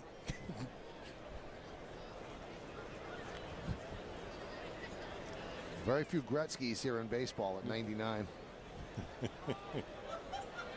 The 0-2. Swing and a miss. And Laird goes down. You would call those type of numbers unlisted numbers. See, but the whole thing is to open some eyes. Here's John Weber pinch hitting for Marcus Timms. Those numbers were with the AAA Durham. That's the AAA farm club of the Tampa Bay Rays.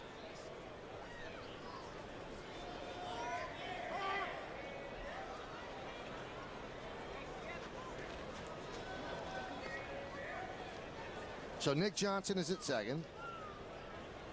Just picked up an RBI double. Yankees lead 2-0. All the scoring in this inning. A home run by Pena, an RBI double by Nick Johnson. Weber fouls it away.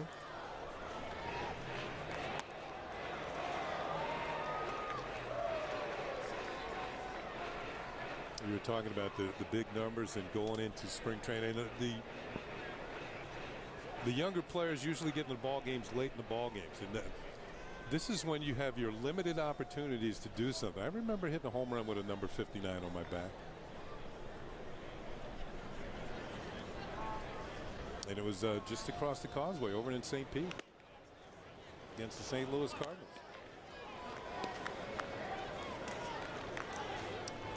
Still had 59 the next day, though. You can whittle down that number with big performances. I took 30 off of it.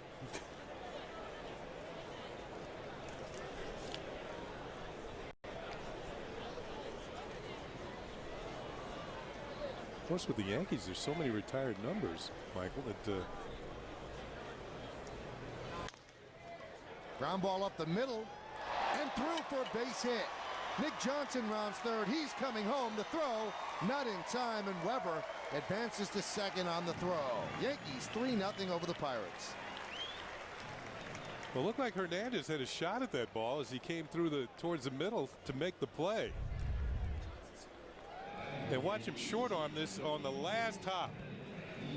And the ball goes underneath his glove and into center for the base hit. It should say Diaz at short. Hernandez was the one who threw in from center field.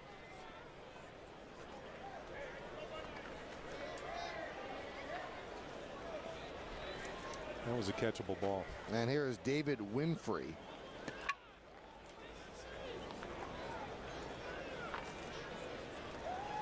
Right fielder for the Yankees is Joe Girardi having pity on us and having everybody straight up in the lineups in the replacement.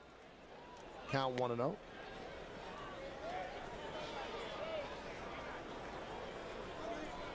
That's what he did at AAA last year.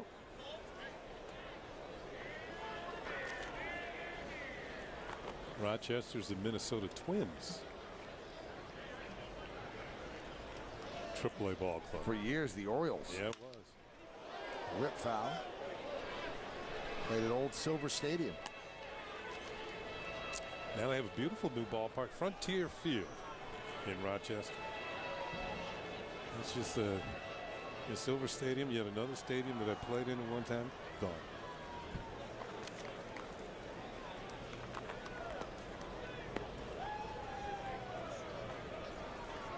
But not forgotten.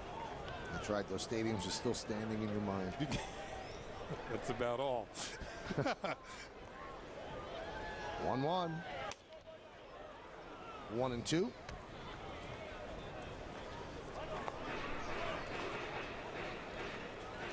Steven Jackson out of the Yankee farm system. Now trying to stick here with the Pirates. 3-0 Yanks here in the bottom of the 6th inning.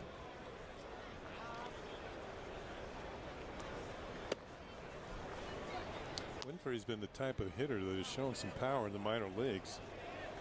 In the Twins organization, he's hit as many as 19 home runs. That was at AA Britain in 2008. And in the last several years, he's been in the teens, almost to the 20 home runs that year. So he's got some pop. 2-2. Swing and a miss. And he goes down on strikes. But the Yankees get 3 runs on 4 hits, no errors, and 1 man left. It started with that one swing as Ramiro Pena hits the first home run of the spring for the Yankees. It's 3-0 Bombers. It's bobblehead day here at Steinbrenner Field. CC Sabathia bobblehead. CC's had nothing to do with 3-0 so far, but the Yankees are leading as we go to the 7th. Yankees have had good pitching. Godin, 2 shutout innings. Mitre, 2 shutout innings. Aceves, 2 shutout innings. And now Jonathan Albaladejo. Just a shell of his former self. He's lost some weight.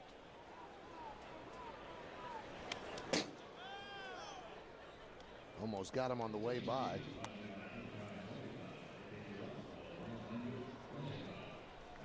This is what the Yankees look like right now on the field. You've got Curtis, Golson, and Winfrey left to right. Laird, Nunez, Corona, and Johnson third to first. Mike Rivera behind the plate, and Albaladejo is on the mound. There's a strike. Delwyn Young at the plate. That's what Albaladejo did last year.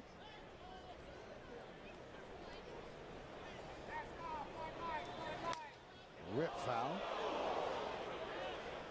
That had Carlos Garcia, the first base coach, ducking.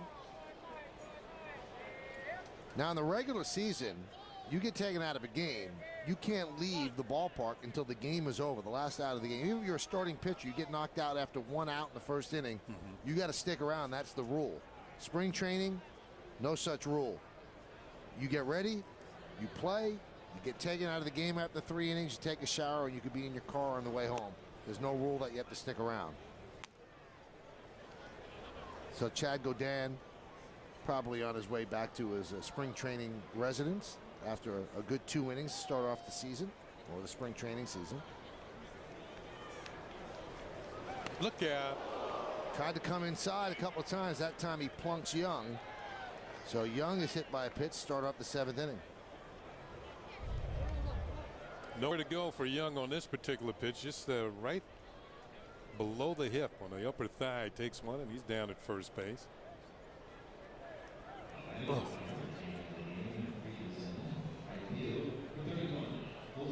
Brennan Barrett, head down to first.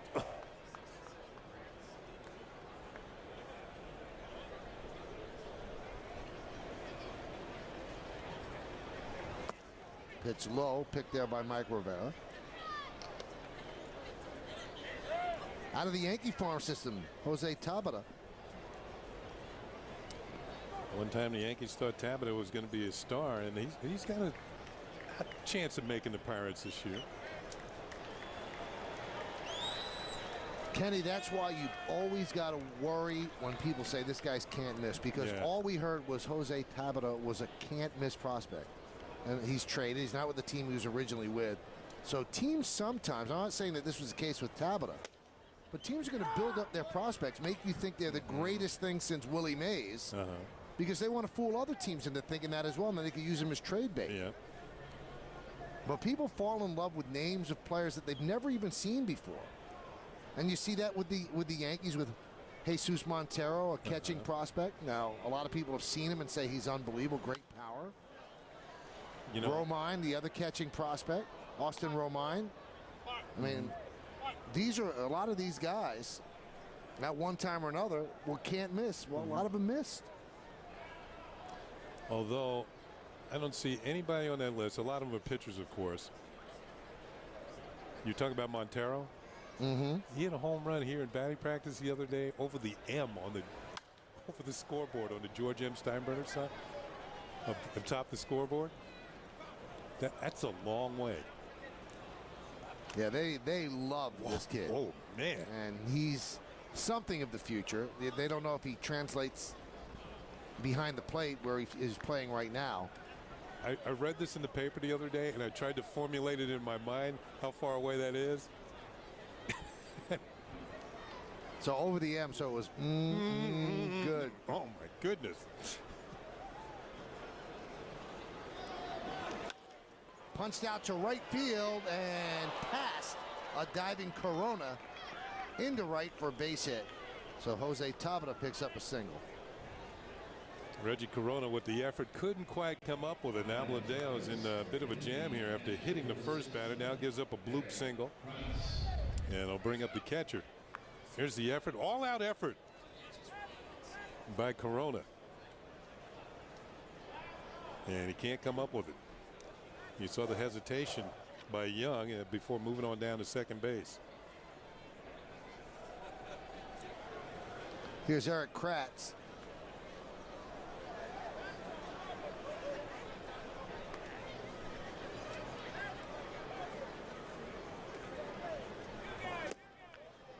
There's a strike. Good slider. We're in the 7th inning here in Tampa. First spring training game of the year. First spring training broadcast.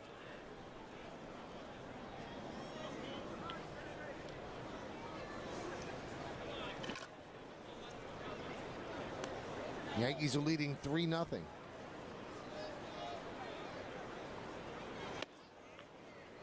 Now this spring training, and I'm sure you would agree, Kenny, has a little bit of a different feel than any spring training that I've ever been. And I started coming to spring training covering the Yankees, I guess, in 1987. And if you've been around longer than that, like let's just say a guy like Bill Madden, the columnist for the News. Or like me. Or you. Yeah. But you didn't come to Yankee spring training every year since then. Played against them in spring training. There's a drive to left center field.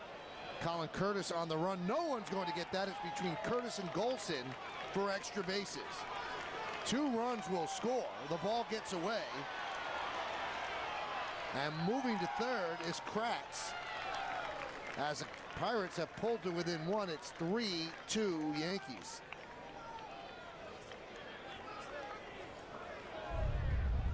Well, this ball is well hit, and once again, this is a hanging breaking ball right there for Kratz to get into, and he puts a charge into it, into the gap in left center. You can see it fighting the wind. The wind is blowing from left to right at a pretty good clip, But Golson and Curtis cannot run this one down, at least not on the fly. And Golson gets it back in. I believe Golson's going to get an error because the relay throw was overthrown. And that allowed Kratz to move to third. Well, Dave Island is going to take the ball from Jonathan Albaladeo. He is going to signal to the bullpen for a left-hander. Stay where you are. Yankees lead 3-2.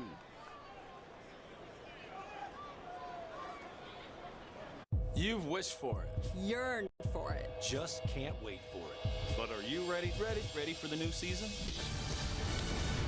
We are. You gotta be kidding me! What a play! To face Ryan Church. First pitch, Church hits a slow roller to Nick Johnson, and that scores Kratz from third.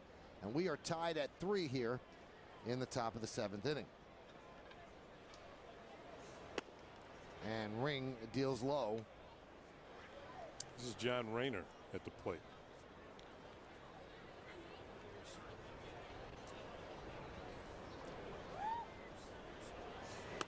Anyway, Kenny, the point I was trying to make, if you've been around the Yankees since 1973 when George Steinbrenner bought the team from CBS, there's been one constant. George Steinbrenner, obviously the owner, and the trainer of the Yankees, Gene Monahan. And that one has popped up to center field. Wynn takes it. Golson puts it away. And Gino is fighting a serious illness back in New York. And he is missed by so many people. He's missed by the players. He's missed by the coaching staff. Joe Girardi said it just doesn't feel the same here without him. He's missed by the media. He got so many of us through sicknesses on the road. He is a class act from the start of the day to the end of the day. And we wish him a speedy, speedy recovery. And everybody is expecting him back sometime early in the season. So our prayers and thoughts are with you, Gino. I know you're watching right now back in New York. All the best, Gino, and get well soon. Tremendous guy. Just the best. There's the first baseman, Pierce, Steve Pierce.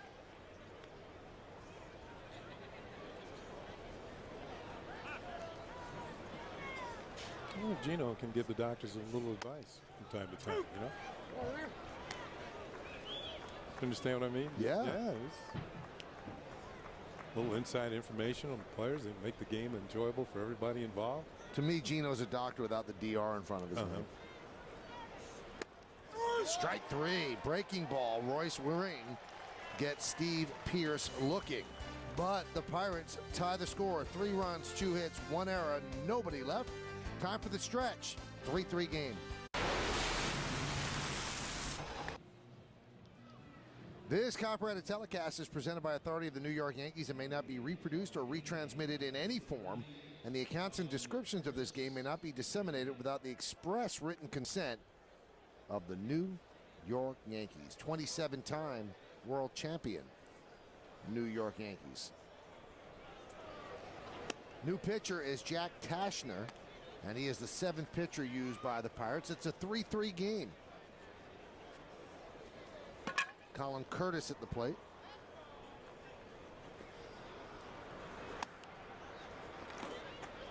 Looking this stuff up, Kenny. The Yankees last year won 103 games. It's the 19th time in the organization's history, as you see Tashner's numbers last year with the Phillies, 19th time in the organization's history that a Yankee team has won 100 games or more. That is the all-time record for any major league team. So my question to you, an early trivia question, see if you're in spring training shape. What team is second for 100 win seasons? Well, I would think you would want to pick a team that's been around a long time. So the Rays are out. Diamondbacks, no. Right. That one is chopped to second, and Young makes the play. 1 down. I'm not going to say the Phillies. Okay. You don't have to. No. I don't think it's the Pirates. Nope.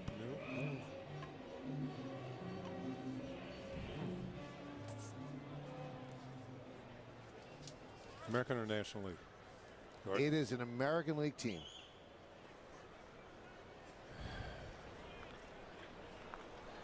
Mike Rivera at the plate. Rivera against Tashner. Chicago White Sox? No. Not even close. No.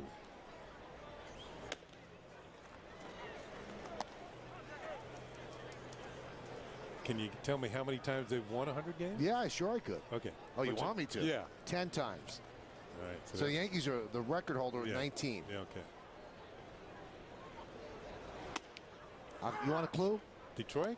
Do you want a clue? Cleveland. No. Yeah. I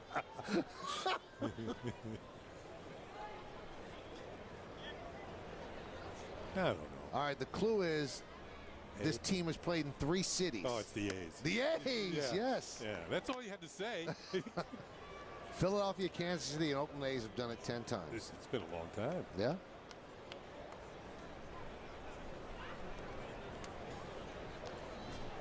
And fans out there, Michael gave me many a hint, and during the season, we're not giving out hints. I think there have been 4 people in the 9-year history of the Yes Network that have been fired because of hints. Yeah, so it's a very serious offense. Yeah, that's right. You have to wait till the bottom of the inning before you get your answer. Yeah. And plus, that gives you time to look it up on the internet. Exactly, but that's no fun. Here's Reggie Corona.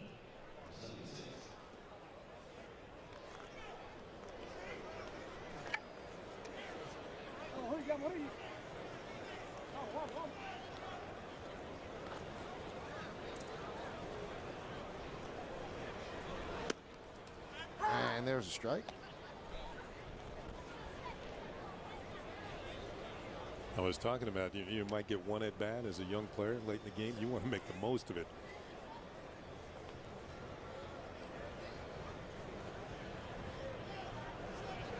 And it's not only getting a hit. It's how you hit the ball, how you approach the play. Do you chase pitches out of the zone?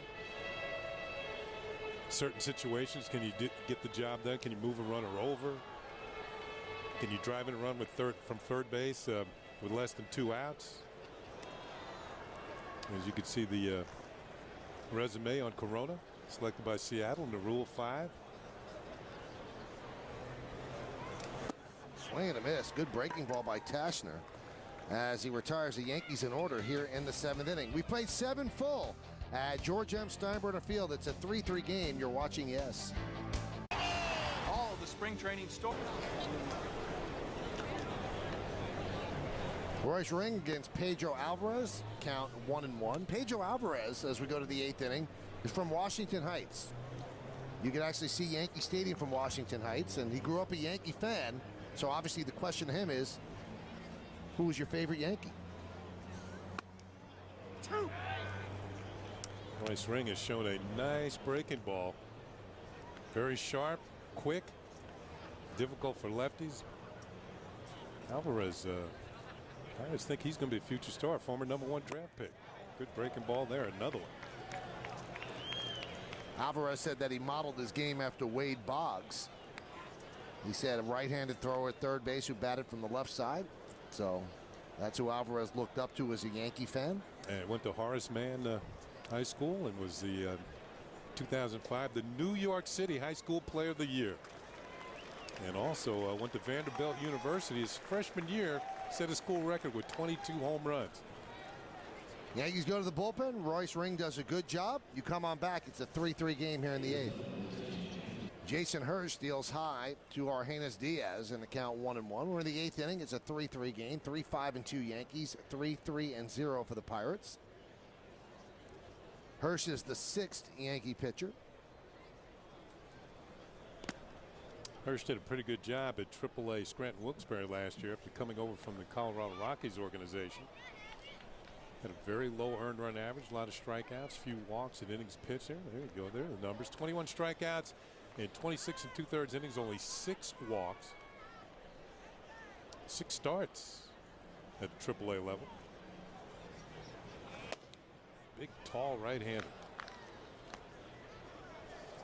A lot of tall players in the Yankee clubhouse. Andrew Brackman walking around who's like 6'10". Jason Hurst is gigantic. CC Sabathia is about 6'9". And I was standing next to Yogi Berra today. He goes, I never seen people this big ever. When I was a Yankee, they didn't have players this big.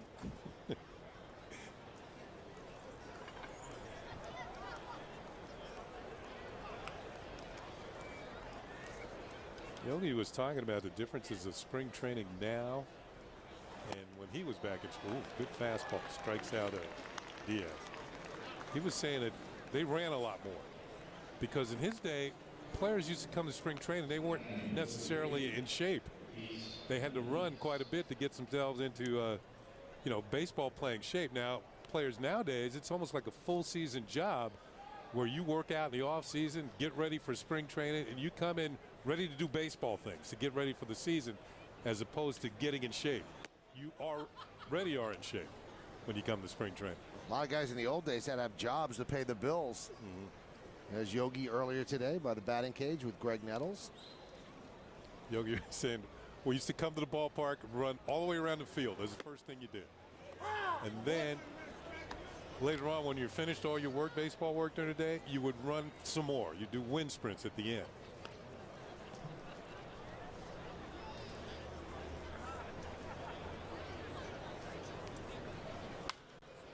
One fouled away by Gorkis Hernandez. Bill Mazeroski, who we spoke about earlier and ended the 1960 series with the Yankees with that walk-off home run, he said that, when he was in spring training, he said you come out, you do some jumping jacks. He said you do calisthenics, he said, and that would be it. He said now, everything is so regimented and, you got to be on this field for this. He said they know exactly what you're doing all the time and what you should be doing. That's an impressive performance by Jason Hirsch as he strikes out Hernandez. Looking, we go to the bottom of the 8th inning.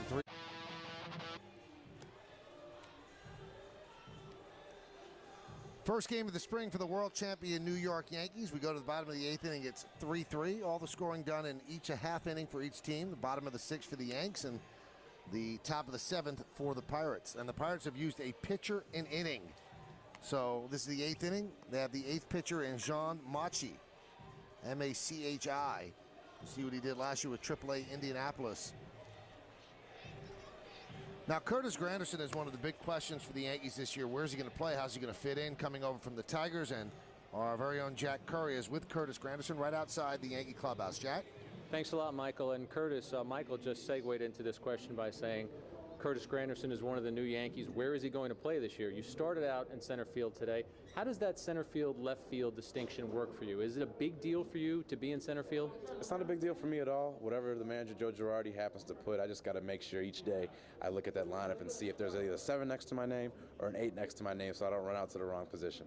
Now, what was it like to be out there today? It wasn't Yankee Stadium, but you're playing center field for the New York Yankees. It's on a day where we see the Yankees display their trophy, even though you weren't part of that team. What was it like to witness that? Well, it's exciting to get a chance to be with all the legends and the greats that have helped make the New York Yankees what it is today, and then to see what they accomplished this past year in 2009, to see what the goal again is for 2010 and how hungry everybody is. So definitely exciting to get a chance to be out there for that, and excited to get a chance to be out there in the outfield. Doesn't necessarily have to be center. You were saying earlier that you've tried some contact lenses. It was something you thought you might want to give a try. And with the wind today, your eyes got a little watery. How do you think the contacts might help you defensively and even offensively this season? I'm honestly not sure. I've never worn them before, so we'll see how it is. My eyes tend to water typically when it's windy out there, so I don't know if it was just because it was a windy day today and if it was the contacts. So it's all going to be a learning curve for me. I haven't dove head first yet.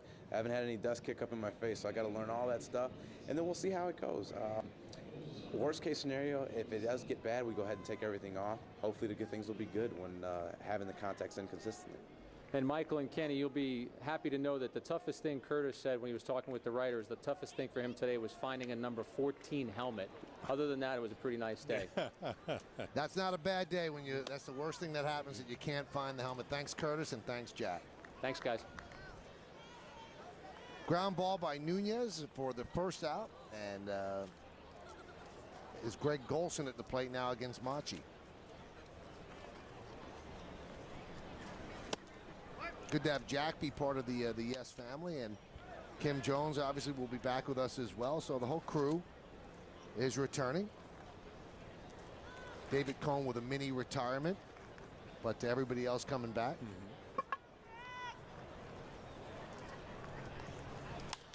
That one's fouled away. When do you start getting antsy for baseball again, Michael? What portion of the winter do you start thinking about? I think you start thinking about it sometime in January. January 1st? Middle of January, yeah. When the year turns over? Yeah, the first time we had two feet of snow outside my house, I started to think about it a little bit more. Tampa seemed a lot nicer to you. Huh? But then you find snow here, so who knows?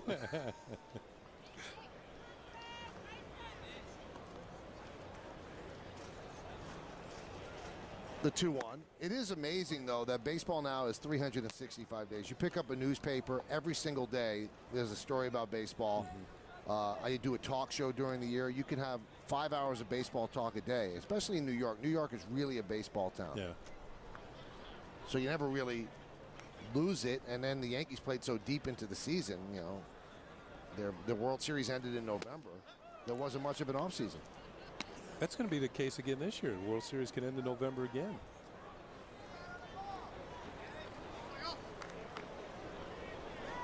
Joe Girardi wants to be playing in November. Then.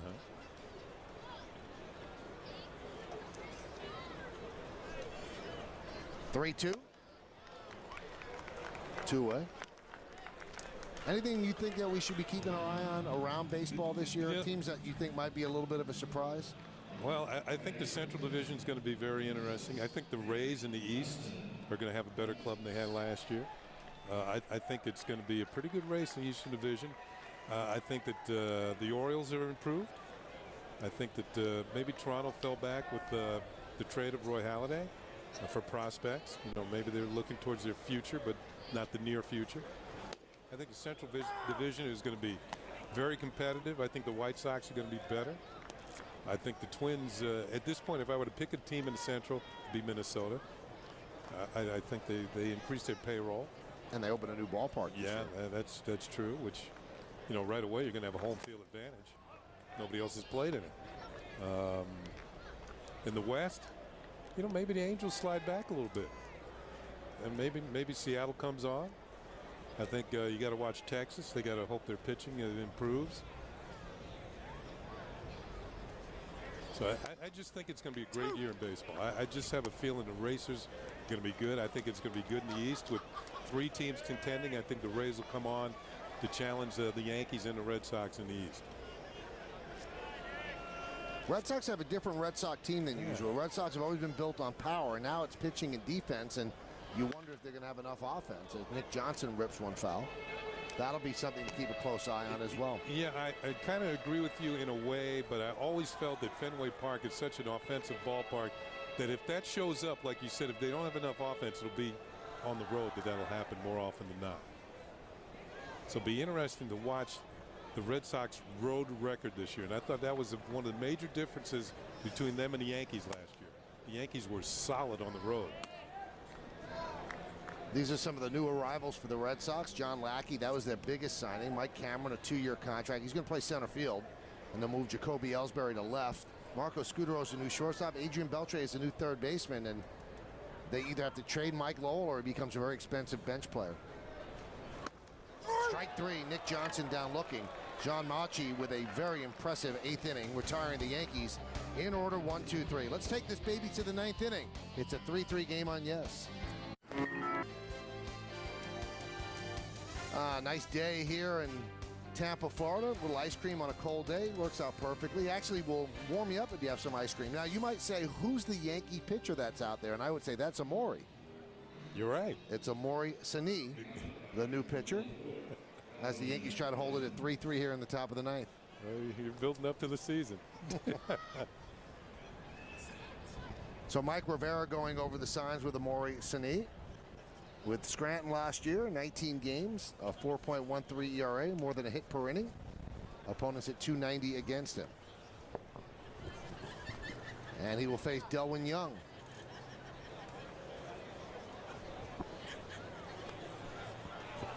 Sani originally from Havana, Cuba.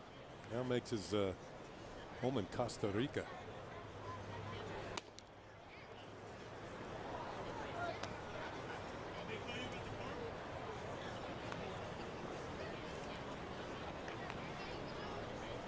A 3-3 game.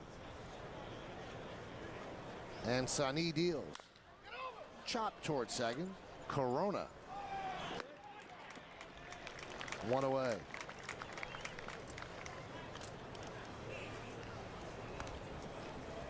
Pitching's been very good this afternoon. I mean, seen a lot of ground ball outs, some strikeouts. outside of an outburst in one inning for each team, I think the pitching's been solid on both sides, and both managers, both Joe Girardi and John Russell, the manager of the Pittsburgh Pirates, have to be happy with where their pitchers have performed in this first game of the spring. The Pirates actually played against a junior college team yesterday down in Bradenton. Here's Jose Tabata with a single to right field in the 3-run 7th inning. And Sani comes inside, 1-0.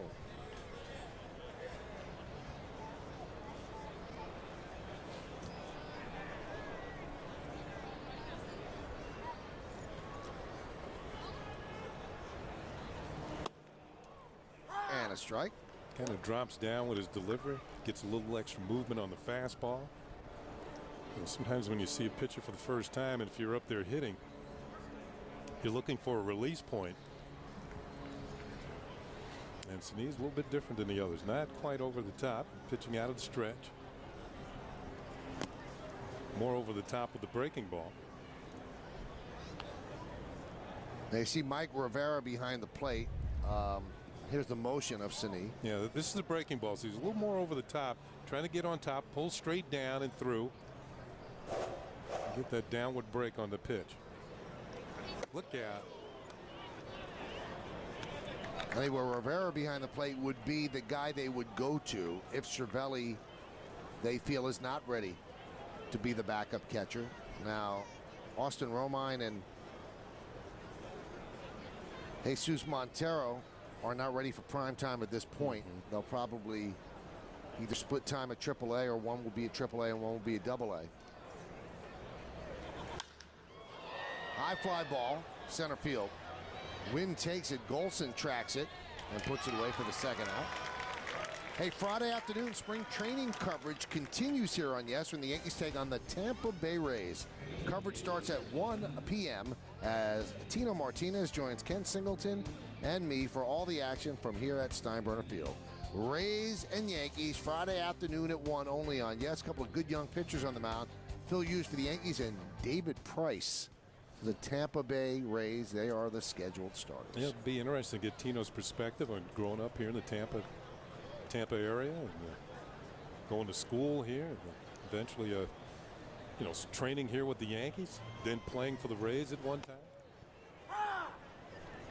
Strike the Kratz. Oh no, a pinch hitter, Hector Jimenez.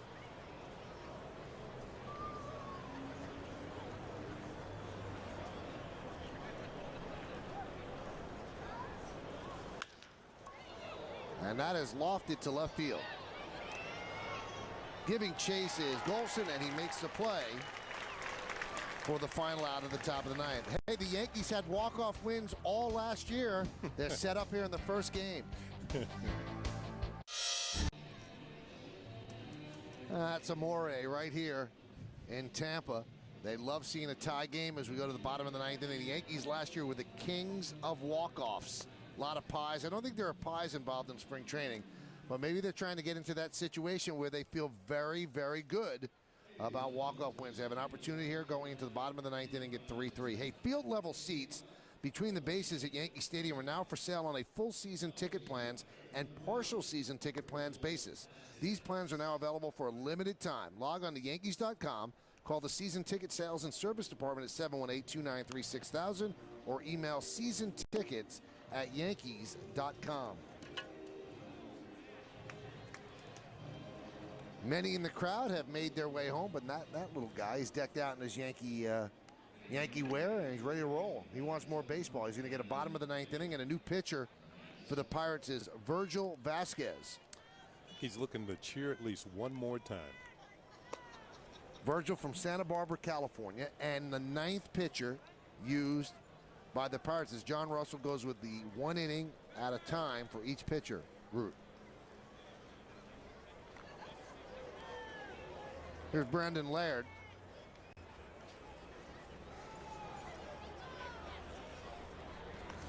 A lot of people have toyed with that idea of doing that in the big leagues and doing that during the regular season. Let's just have a pitcher an inning. You're carrying 12 anyway. But that would be tough. Now, 1-0. how would you line them up? Would you pick the names out of a hat every day? That's the inning you get? Mariano would pitch tonight. All right. And then all the other guys, pick your name out of a hat. I guess. How do you determine the winner of the game? You'd have to be the second pitcher or the guy who's in there with the win. Or the guy who's in there with the lead. Can't be the starter. No, it can't be. Never. Right. So what's the sense of being a starting pitcher? Or having your name picked first out of the hat? Although you shouldn't go by the hat. You should go, if there's a lefty-laden lineup, maybe, you know, 2 lefties out of the first 3 hitters, you go with your left-handed specialist. 100 years from now, that's the way it's going to be. And I hope we're here to announce it.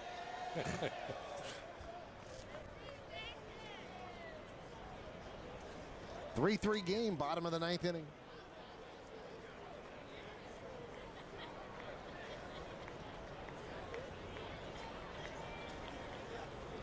Now, in these particular games in spring training, the visiting team only brings so many pitchers on the bus. So Vasquez, if he's number 9, they're going 1 pitcher an inning. There might be somebody extra, might be 1 extra guy in case you go an extra inning. Line drive, a base hit in the center field. Yankees are trying to keep it from going that extra inning. So Laird starts off the bottom of the 9th inning with a single.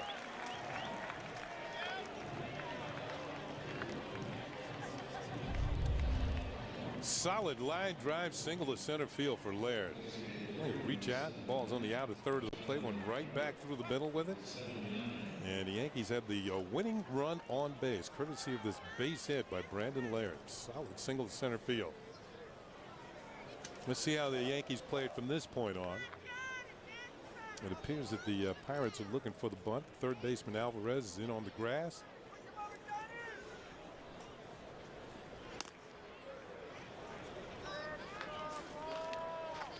John Weber at the plate. He singled and picked up an RBI in the 6th inning. Single to center field. And Vasquez deals. Not bunting. Count 1-0.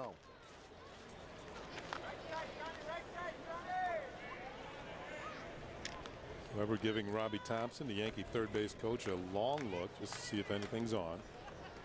You don't want to be missing signs in spring training.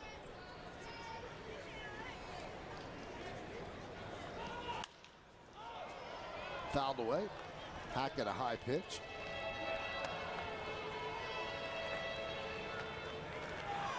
You see Laird looking across the diamond. Robbie Thompson is flashing some signs, and Weber doing the same. Just in case Joe Girardi wants to put a hit and run on, or go to the bunt on this particular pitch. I don't think he's bunting though.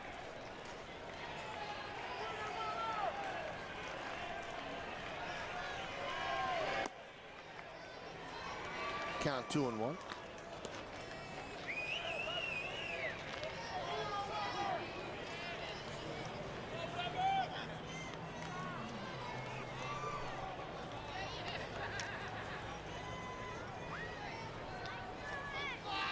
Yankees scored 3 in the 6th. There's a ground ball, base hit to right field. Laird will stop at second, so the Yankees have the winning run at second base with nobody out here in the bottom of the 9th inning.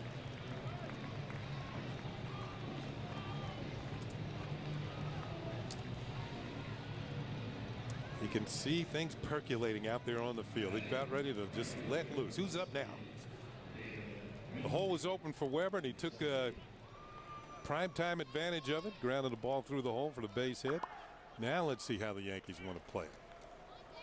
David Winfrey at the plate. He took a long look down at Robbie Thompson.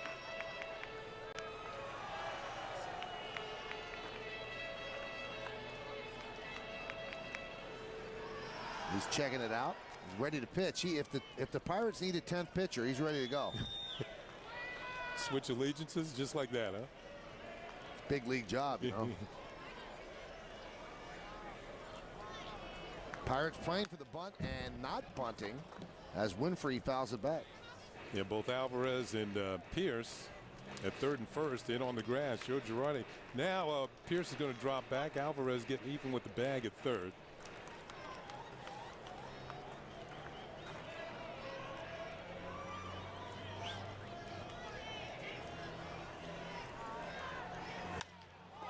That one is ripped into right center field, and the catch is made by Tabata, and heading back to second is Laird. Just a little bit too much wood on that one by Winfrey. Kept that ball from dropping in. At first, when it was hit, you thought it might drop in, but the ball held up, and Tabata was able to run underneath it.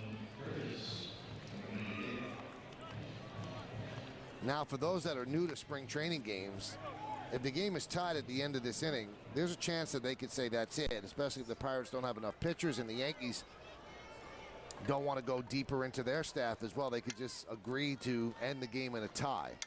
But that will be discussed between Russell and Girardi if the Yankees don't score. Here's Colin Curtis. Vasquez deals. That one's driven deep to right center field. There it goes. See ya! A game-winning walk-off three-run home run for Colin Curtis. And the Yankees pick up where they left off last year with a 6-3 victory here in the spring training opener at Steinbrenner Field.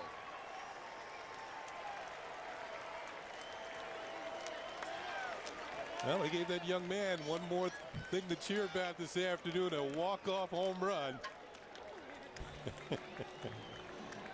That makes youngsters want to come back tomorrow. Can we come back tomorrow?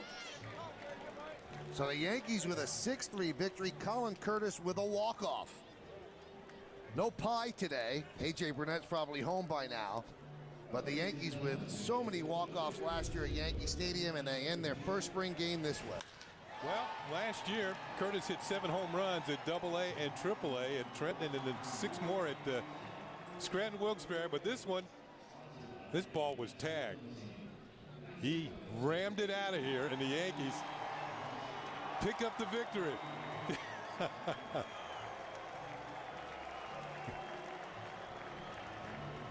Young, old, everybody's smiling if you're a Yankee fan as the Yankees win this one 6-3. So they're 1-0 in their spring campaign. They started spring training with a bang, a walk-off bang, a 3-run shot. We'll come back and try to make sense of it all. Stay right here.